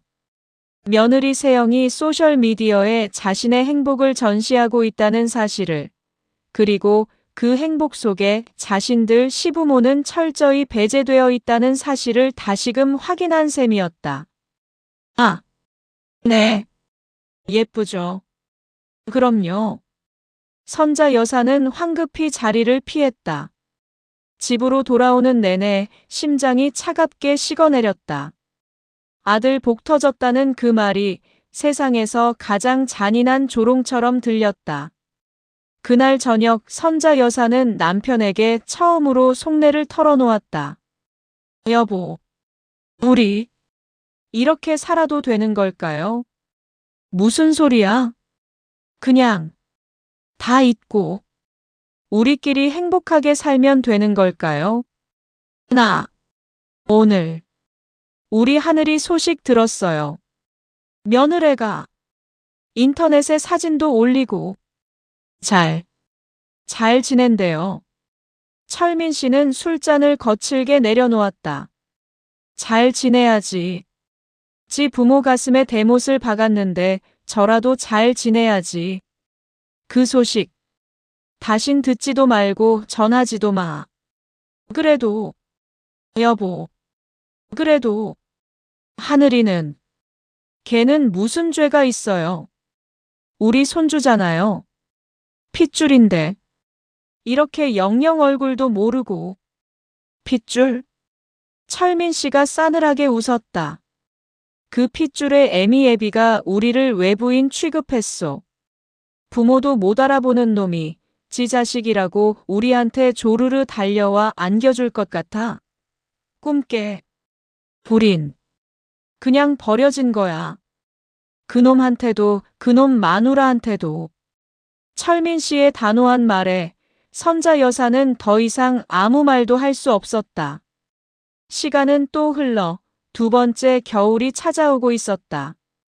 하늘이가 태어난 지 1년 반이 되어가는 시점이었다. 선자 여사와 철민 씨는 이제 정말로 두 사람만의 삶에 적응해가고 있었다. 철민 씨의 정년퇴직이 코앞으로 다가왔다. 두 사람은 퇴직금의 일부로 평생의 꿈이었던 유럽 여행을 계획하기 시작했다. 스위스의 알프스와 이탈리아의 로마를 이야기하며 두 사람의 얼굴에는 오랜만에 웃음꽃이 피었다. 창고방의 문은 굳게 닫혔다. 그곳은 이제 두 사람의 기억 속에서도 봉인된 장소가 되었다. 그래. 이렇게 살자. 우리 둘이서. 아들 녀석은 그냥 없는 셈 치자. 우리한테는 자식이 없었던 거야. 선자 여사는 그렇게 스스로를 세뇌하며 냉혹한 침묵의 계절을 견뎌내고 있었다. 모든 것이 얼어붙어 다시는 녹지 않을 것처럼 보였다. 유럽 여행을 위한 책자들이 거실 탁자 위에 어지럽게 펼쳐져 있었다. 박선자 여사는 돋보기를 쓴 채 파리의 에펠탑과 베니스의 곤돌라 사진을 들여다보며 설렘에 잠겨 있었다. 김철민 씨는 옆에서 퇴직금 정산 서류를 꼼꼼히 검토하고 있었다. 1년 반이라는 시간 동안 두 사람은 아들이라는 거대한 상처를 애써 봉합하고 그들만의 새로운 미래를 설계하려 안간힘을 쓰고 있었다. 그때였다. 따르르르릉, 따르르르릉. 거실 구석에 놓인 낡은 유선 전화기가 요란하게 울렸다. 선자 여사 부부는 동시에 고개를 들었다. 휴대전화가 보편화된 이후 저 집 전화기로 연락이 오는 곳은 동사무소나 은행, 혹은 가끔 안부를 묻는 먼 친척들 뿐이었다. 누구지, 이 시간에? 철민 씨가 귀찮다는 듯 인상을 썼다. 선자 여사가 돋보기를 벗어두고 천천히 일어나 수화기를 들었다. 여보세요. 해운대입니다. 수화기 너머에서는 아무 소리도 들리지 않았다. 그저 누군가의 거친 숨소리, 그리고 억눌린 흐느낌 같은 것이 희미하게 들려왔다. 여보세요? 전화 잘못 거셨. 엄마. 순간 선자 여사의 손에서 수화기가 미끄러질 뻔했다. 온몸에 피가 역류하는 듯 했다.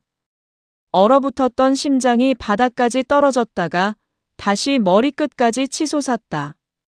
그 목소리. 1년 반 만에 듣는 아들의 목소리였다. 엄마.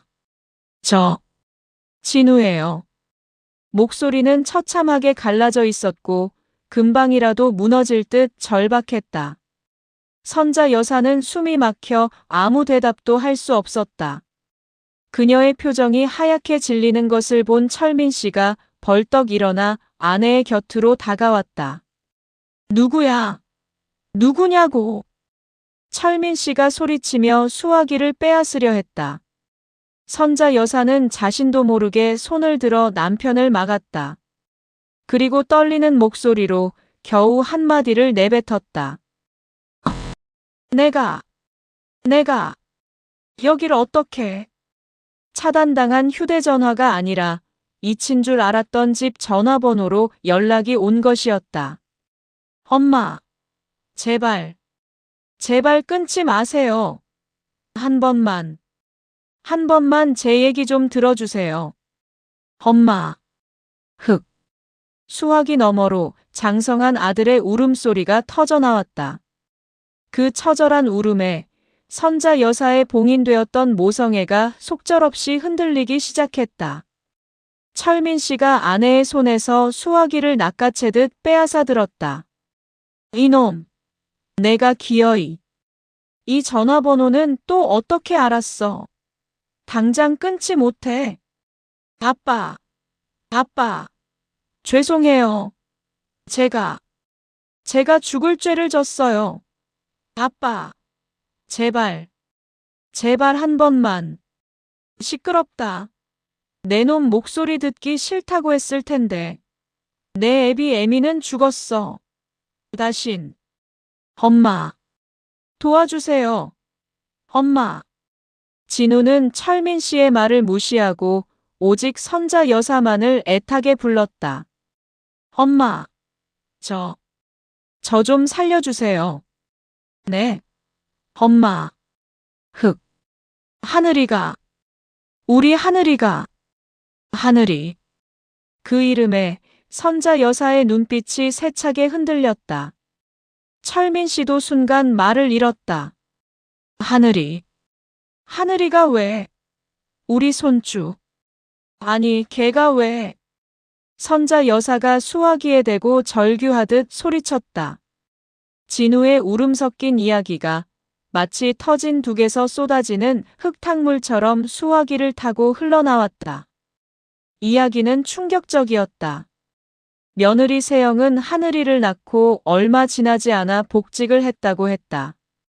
그리고 그 1년 반 동안 안사돈 윤 여사, 즉 세영의 친정어머니가 송파의 아들네 집에 아예 들어와 살면서 하늘이를 양육해왔다는 것이었다. 장모님이 하늘이 다 키워주셨어요. 그런데 그게 진우의 목소리는 수치심과 분노로 뒤엉켜 있었다. 윤 여사의 양육은 단순한 도움이 아니었다. 그녀는 그 집의 여왕으로 군림했다. 아기를 봐준다는 명목으로 사위인 진우를 하인 부리듯 했다. 맨날 저보고 돈도 못 버는 주제에 집안일도 안 한다고, 세영이 고생시킨다고. 진우는 아내와 장모, 두 여자 사이에서 숨도 제대로 못 쉬는 처지였다고 했다. 그날 시부모를 외부인 취급하며 내쫓은 이후로 세영은 더욱 기고만장해졌고, 윤 여사는 사위 앞에서 대놓고 내 부모는 교양이 없어서 저 모양이라며 모욕을 주기도 했다는 것이다.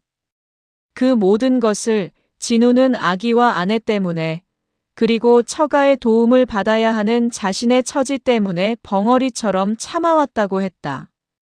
그런데 장인어른이 갑자기 쓰러지셨어요. 췌장암 말기래요. 그래서 장모님이 당장 장인어른 간병하러 가셔야 해요. 춘천에 있는 요양병원으로. 장모님이 어제 짐 싸서 가버리셨어요. 당장 다음 주부터. 저희 어떡하냐고. 상황은 명확했다. 며느리 세영은 회사를 그만둘 수 없고 유일한 양육자였던 장모는 사라졌다. 1년 반 된 아기를 당장 맡길 곳이 없어진 것이었다.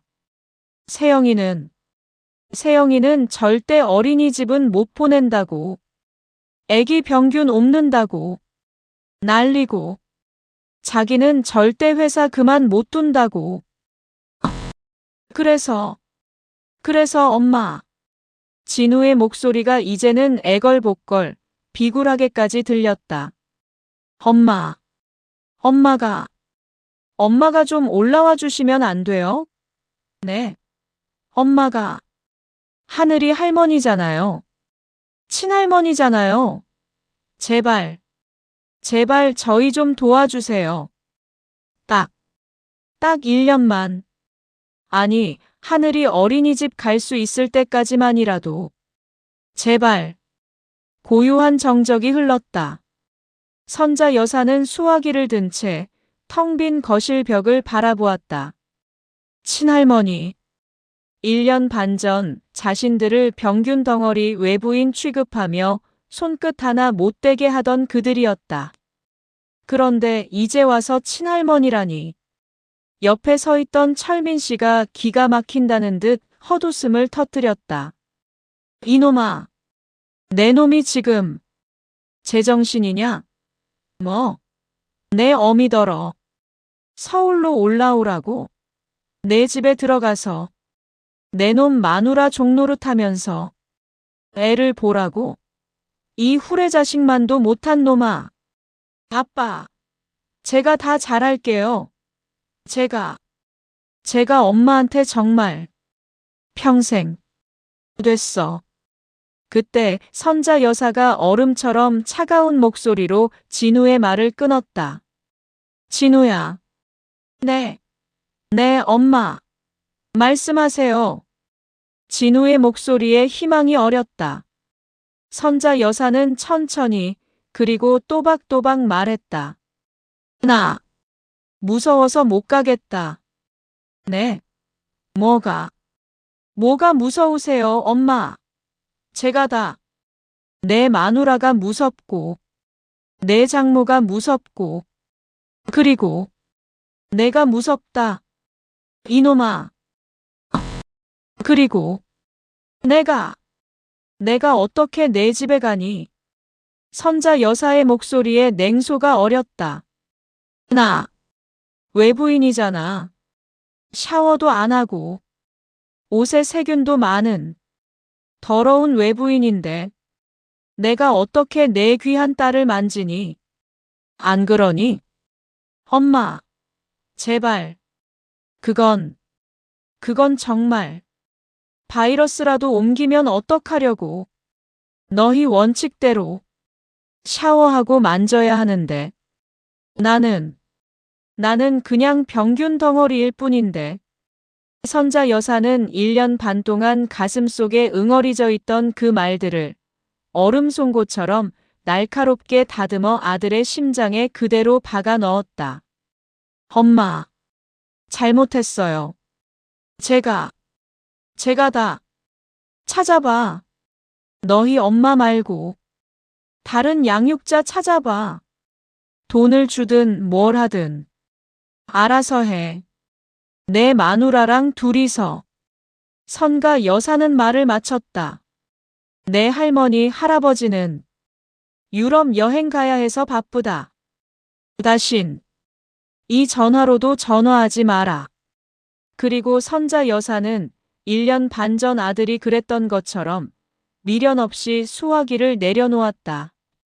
찰컥. 전화가 끊겼다. 선자 여사는 천천히 몸을 돌려 남편 철민 씨를 바라봤다. 그녀의 눈에서는 눈물이 흐르지 않았다. 그저 모든 것을 포기하고 또한 모든 것에서 승리한 사람의 공허하고도 강인한 눈빛만이 번뜩이고 있었다. 찰컥. 박선자 여사가 수화기를 내려놓는 소리는 텅 빈 거실에서 유난히 크고 무겁게 울렸다.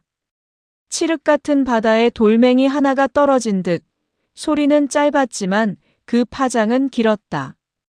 아들 진우의 절규도 애원도 그 어떤 소리도 더 이상 들려오지 않았다. 1년 반 만에 연결되었던 낡은 유선 전화는 다시 깊은 침묵 속으로 잠겼다. 선자 여사는 수화기 위에 가만히 손을 올려두고 있었다. 그 차가운 플라스틱의 감촉이 방금 전 자신이 내뱉었던 냉정한 말들처럼 서늘했다. 그녀는 천천히 몸을 돌려 남편 김철민 씨를 마주 보았다. 그녀의 눈에는 눈물이 없었다. 철민 씨는 아내의 얼굴을 물끄러미 바라보았다. 분노로 하얗게 질렸던 그의 얼굴이 이제는 형언할 수 없는 복잡한 감정으로 물들어 있었다. 그는 아내가 그토록 모진 말을 그것도 제 자식에게 내뱉으리라고는 상상하지 못했다. 그는 아내가 흔들릴 줄 알았다. 하늘이라는 그 이름에, 친할머니라는 그 굴레에 결국은 무너져 내릴 것이라 생각했다. 그러나 아내는 무너지지 않았다. 오히려 1년 반 동안 자신들을 짓눌러왔던 그 모멸의 성벽을 아들이 썼던 바로 그 단어들을 무기 삼아 단숨에 부수어 버렸다. 철민 씨가 거실 탁자 위에 놓인 소주잔을 들어 남은 술을 단숨에 털어넣었다. 잘했소. 그가 낮고 잠긴 목소리로 말했다. 아주 잘했어, 여보. 속이 다 시원하네. 선자 여사는 아무 대답 없이 유럽 여행 책자가 어지럽게 널려있는 탁자 앞 소파에 천천히 주저앉았다. 몸의 모든 기력이 다 빠져나간 듯 손가락 하나 까딱할 힘이 없었다. 하지만 정신은 얼음장처럼 맑았다. 외부인, 병균 덩어리, 샤워. 그 말들이 자신을 얼마나 오랫동안 지옥 속에 가두어 두었던가. 밤마다 그날의 모욕적인 장면이 떠올라 잠을 설쳤고 낮에는 멍하니 앉아 내가 뭘 그렇게 잘못했나를 수만 번 되뇌었다. 그 말들은 며느리 오세영이 쏜 화살이었지만 정작 그 화살을 자신의 심장에 더 깊이 박아 넣은 것은 아들 진우의 방관과 동조였다. 그런데 방금 그 화살을 뽑아 아들의 심장으로 되돌려 주었다. 나 무서워서 못 가겠다. 나 외부인이잖아. 그 말을 내뱉는 순간 선자 여사는 기묘한 해방감을 느꼈다. 그것은 복수가 아니었다. 옹졸한 안갚음도 아니었다. 그것은 사실이었다. 그녀는 정말로 무서웠다. 다시 그 얼음 성 같은 아파트에 발을 들여놓는 것이, 다시 그 차가운 며느리의 눈빛을 마주하는 것이, 그리고 무엇보다 또다시 아들에게 외부인 취급을 받으며 버려질까봐 두려웠다. 따르르르릉. 따르르르릉. 그때 집 전화기가 다시 미친 듯이 울리기 시작했다. 두 사람은 약속이라도 한 듯 그 소리를 가만히 노려보았다. 진우였다. 선자 여사의 냉정한 거절을 받아들이지 못하고 다시 한번 매달리려는 마지막 발악이었다. 철민 씨가 다가가 전화선을 아예 뽑아버리려 하자 선자 여사가 손을 들어 말렸다. 냅둬요. 울리게. 그냥 냅둬요. 울리다라. 제풀에 지쳐 끊어지게. 그녀의 목소리에는 일말의 동요도 없었다. 전화벨 소리는 그 후로도 10분 넘게 거실을 시끄럽게 울렸다. 그러다 끊겼다. 잠시 후 이번에는 철민 씨의 휴대전화가 울렸다. 발신자 표시 제한. 철민 씨는 망설임 없이 수신 거부 버튼을 눌렀다. 곧이어 선자 여사의 휴대전화가 울렸다. 역시 발신자 표시 제한. 그녀도 똑같이 수신 거부를 눌렀다. 그렇게 1시간 동안 유선 전화와 두 사람의 휴대전화는 번갈아가며 비명을 질러댔다.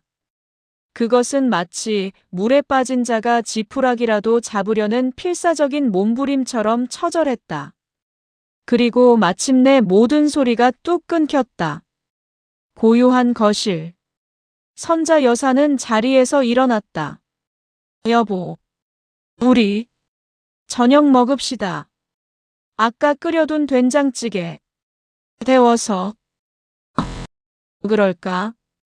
두 사람은 아무 일도 없었다는 듯 묵묵히 저녁상을 차렸다. 하지만 숟가락을 든 손이 미세하게 떨리고 있었다. 그날 밤 선자 여사는 잠을 이루지 못했다. 아들의 절규가 귓가에 맴돌았다. 엄마, 도와주세요. 그 목소리가 갓 태어났을 때 피덩이였던 진우의 울음소리와 겹쳐졌다. 가슴 한구석이 칼로 도려낸 듯 쓰라렸다. 내가 너무 모질었나? 그래도 내 자식인데, 내 손주인데. 어둠 속에서 뒤척이던 그녀의 귓가에 남편의 목소리가 들려왔다. 자. 아니요. 철민 씨가 몸을 돌려 아내를 바라보며 말했다. 마음 약해지지 마. 당신 오늘 잘했어. 100번이고 1000번이고 잘한 거야. 그래도 하늘이는. 하늘이? 철민 씨가 헛웃음을 쳤다. 그 녀석들 하늘이가 불쌍해서 우리한테 전화한 것 같아? 아니, 지들이 불편해서야. 지들 발등에 불이 떨어졌으니까. 딱 1년 반 전 우리를 그 치욕스러운 곳에서 쫓아낼 때는 지들 부모 가슴에 피눈물 나는 건 생각도 안 하던 놈들이야. 그의 목소리는 차갑고 단호했다. 그 녀석들은 그날 우리를 버렸어. 부모로 생각도 안 했다고.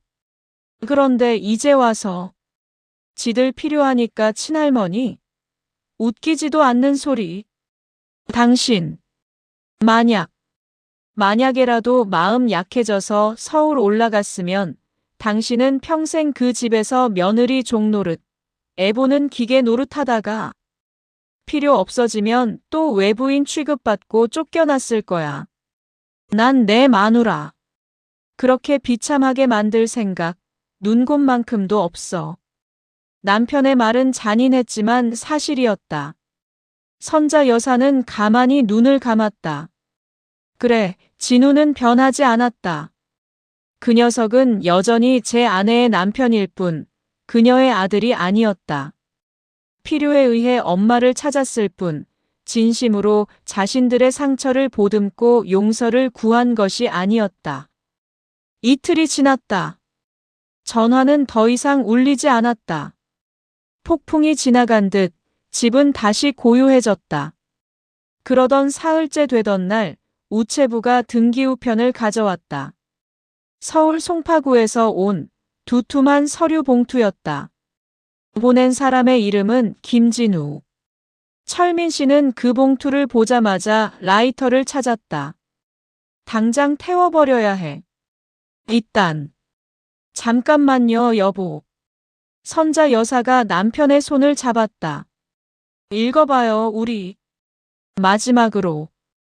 그 녀석이 무슨 궤변을 늘어놓는지 우리 눈으로 똑똑히 확인해야 이 지긋지긋한 미련도 완전히 끊어낼 수 있을 것 같아.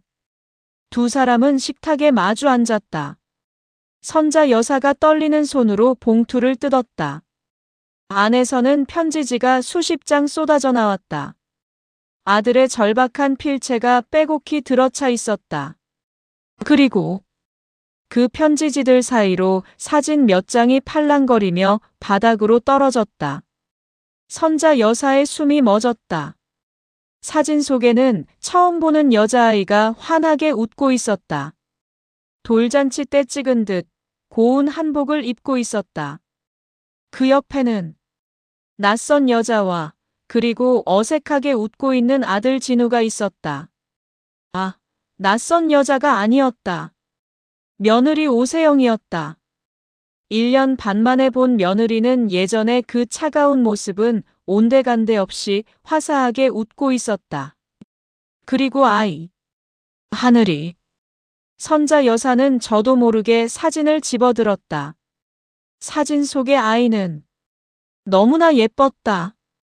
며느리를 꼭 닮아 앙증맞은 이목구비에 아들 진우의 어릴 적 눈매가 언뜻 비쳤다. 네. 손주. 자신도 모르게 눈물이 핑 돌았다. 1년 반 전 창고방에 넣어두었던 바로 그 돌 한복과 비슷한 디자인의 옷이었다. 그때 철민 씨가 편지지를 집어들어 소리내어 읽기 시작했다. 엄마, 아빠. 죄송합니다. 제가 죽을 죄를 졌습니다. 편지의 내용은 전화통화의 반복, 그리고 그 이상의 변명과 자기 합리화로 가득 차 있었다. 그때는 세영이가 정말 산후 우울증이 심해서 저도 어쩔 수 없었어요. 장모님이 저희 집 재산 문제까지 쥐고 흔들어서 제가 힘이 없었어요. 그날 엄마 아빠 가시고 세영이랑 엄청 싸웠어요. 세영이도 지금은 다 후회하고 있어요. 하늘이가 요즘 할머니라는 말을 배우기 시작했어요. 엄마 아빠 사진 보여주면서 제가 매일 이게 할머니 할아버지라고 가르치고 있어요. 제발 저희를 용서하지 않으셔도 좋아요. 하지만 이 아이 하늘이는 무슨 죄가 있나요? 핏줄이잖아요. 할머니, 할아버지 사랑도 못 받고 거기까지 읽었을 때 선자 여사가 사진을 뒤집어 편지지 위에 내려놓았다. 그만해요, 여보. 뭐? 그만 읽으라고요. 하다. 거짓말이야. 선자 여사의 목소리는 차갑게 식어 있었다. 후회하는 사람이 1년 반 동안 전화 한 통 없었을까?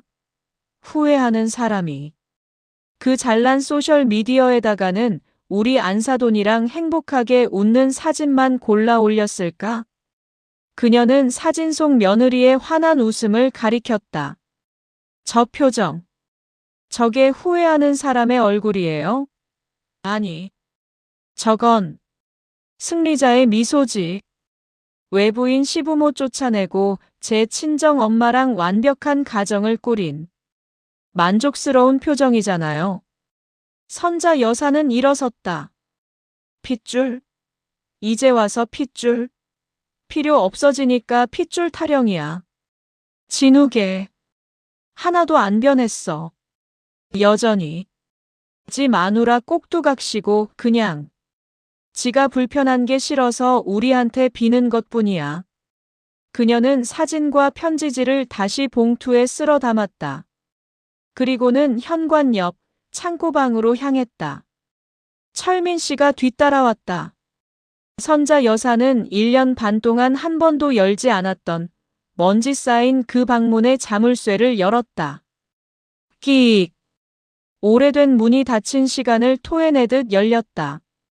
방 안에는 상자들이 산처럼 쌓여 있었다. 지난 세월 손주를 기다리며 사모았던 수많은 아기용품들. 베넷저고리, 딸랑이, 비싼 유모차, 그리고 1년 전 돌 때 입히려고 샀던 바로 그 고운 한복까지.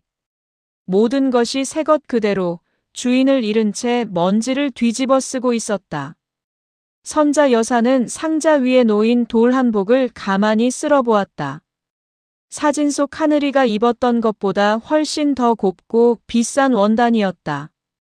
그녀는 아들의 편지 봉투를 그 상자들 한가운데에 던져 넣었다. 여보, 우리 이거 다 정리합시다. 어떻게? 다 나눠줍시다. 태우기도 아깝고 우리가 갖고 있을 이유도 없어. 선자 여사는 그 길로 휴대전화를 들었다. 노래교실 친구에게 물어 부산에서 가장 큰 보육원과 미혼모 보호센터의 연락처를 알아냈다. 다음 날 아침 두 사람은 창고방의 모든 것을 끄집어냈다. 상자를 뜯고 옷가지와 장난감들을 분류했다. 하나하나가 모두 선자 여사의 설렘과 기대로 물들었던 물건들이었다. 그녀는 울지 않았다. 그저 묵묵히 기계처럼 물건들을 상자에 다시 담았다. 오후가 되자 봉사단체의 작은 트럭이 집 앞에 도착했다. 젊은 자원봉사자들이 밝게 웃으며 상자들을 실어 날랐다. 아이고 어르신, 이렇게 좋은 물건들을. 전부 새 것이네요. 아이들이 정말 좋아하겠어요. 감사합니다. 정말 감사합니다. 봉사자들의 감사 인사에 선자 여사는 그저 희미하게 웃어 보였다. 마지막 상자가 실리고 트럭이 골목을 돌아 사라졌다. 선자 여사와 철민 씨는 텅 비어버린 창고방 앞에 섰다. 먼지만 남은 그 방은 지난 수년간 두 사람을 올감했던 질긴 미련의 무덤처럼 보였다. 방. 널대. 당신. 퇴직하면 여기 서재로 씁시다. 당신 책 많잖아. 선자 여사가 먼지를 털며 말했다. 철민 씨는 아무 말 없이 텅 빈 방을 바라보다가 아내의 어깨를 가만히 감싸 안았다. 몇 주가 흘렀다. 두 사람의 삶은 다시 평온을 되찾았다. 아니, 이전보다 더 단단하고 평화로워졌다. 철민 씨는 무사히 정년퇴직을 했다. 텅 비었던 창고방은 이제 그의 책상과 낡은 책들로 채워진 아늑한 서재가 되었다. 선자 여사는 노래교실에서 제일 가는 고음 가수가 되었다. 예전에는 슬픈 노래만 골라 부르던 그녀가 이제는 경쾌한 트로트만 부른다며 친구들의 타박을 받을 정도였다. 그리고 마침내 여행을 떠나는 날이 왔다.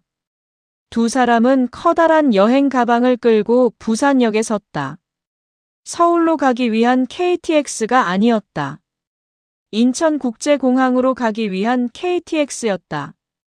기차가 천천히 플랫폼을 빠져나갔다. 선자 여사는 창밖으로 스쳐 지나가는 서울 방면이라는 팻말을 무심하게 바라보았다.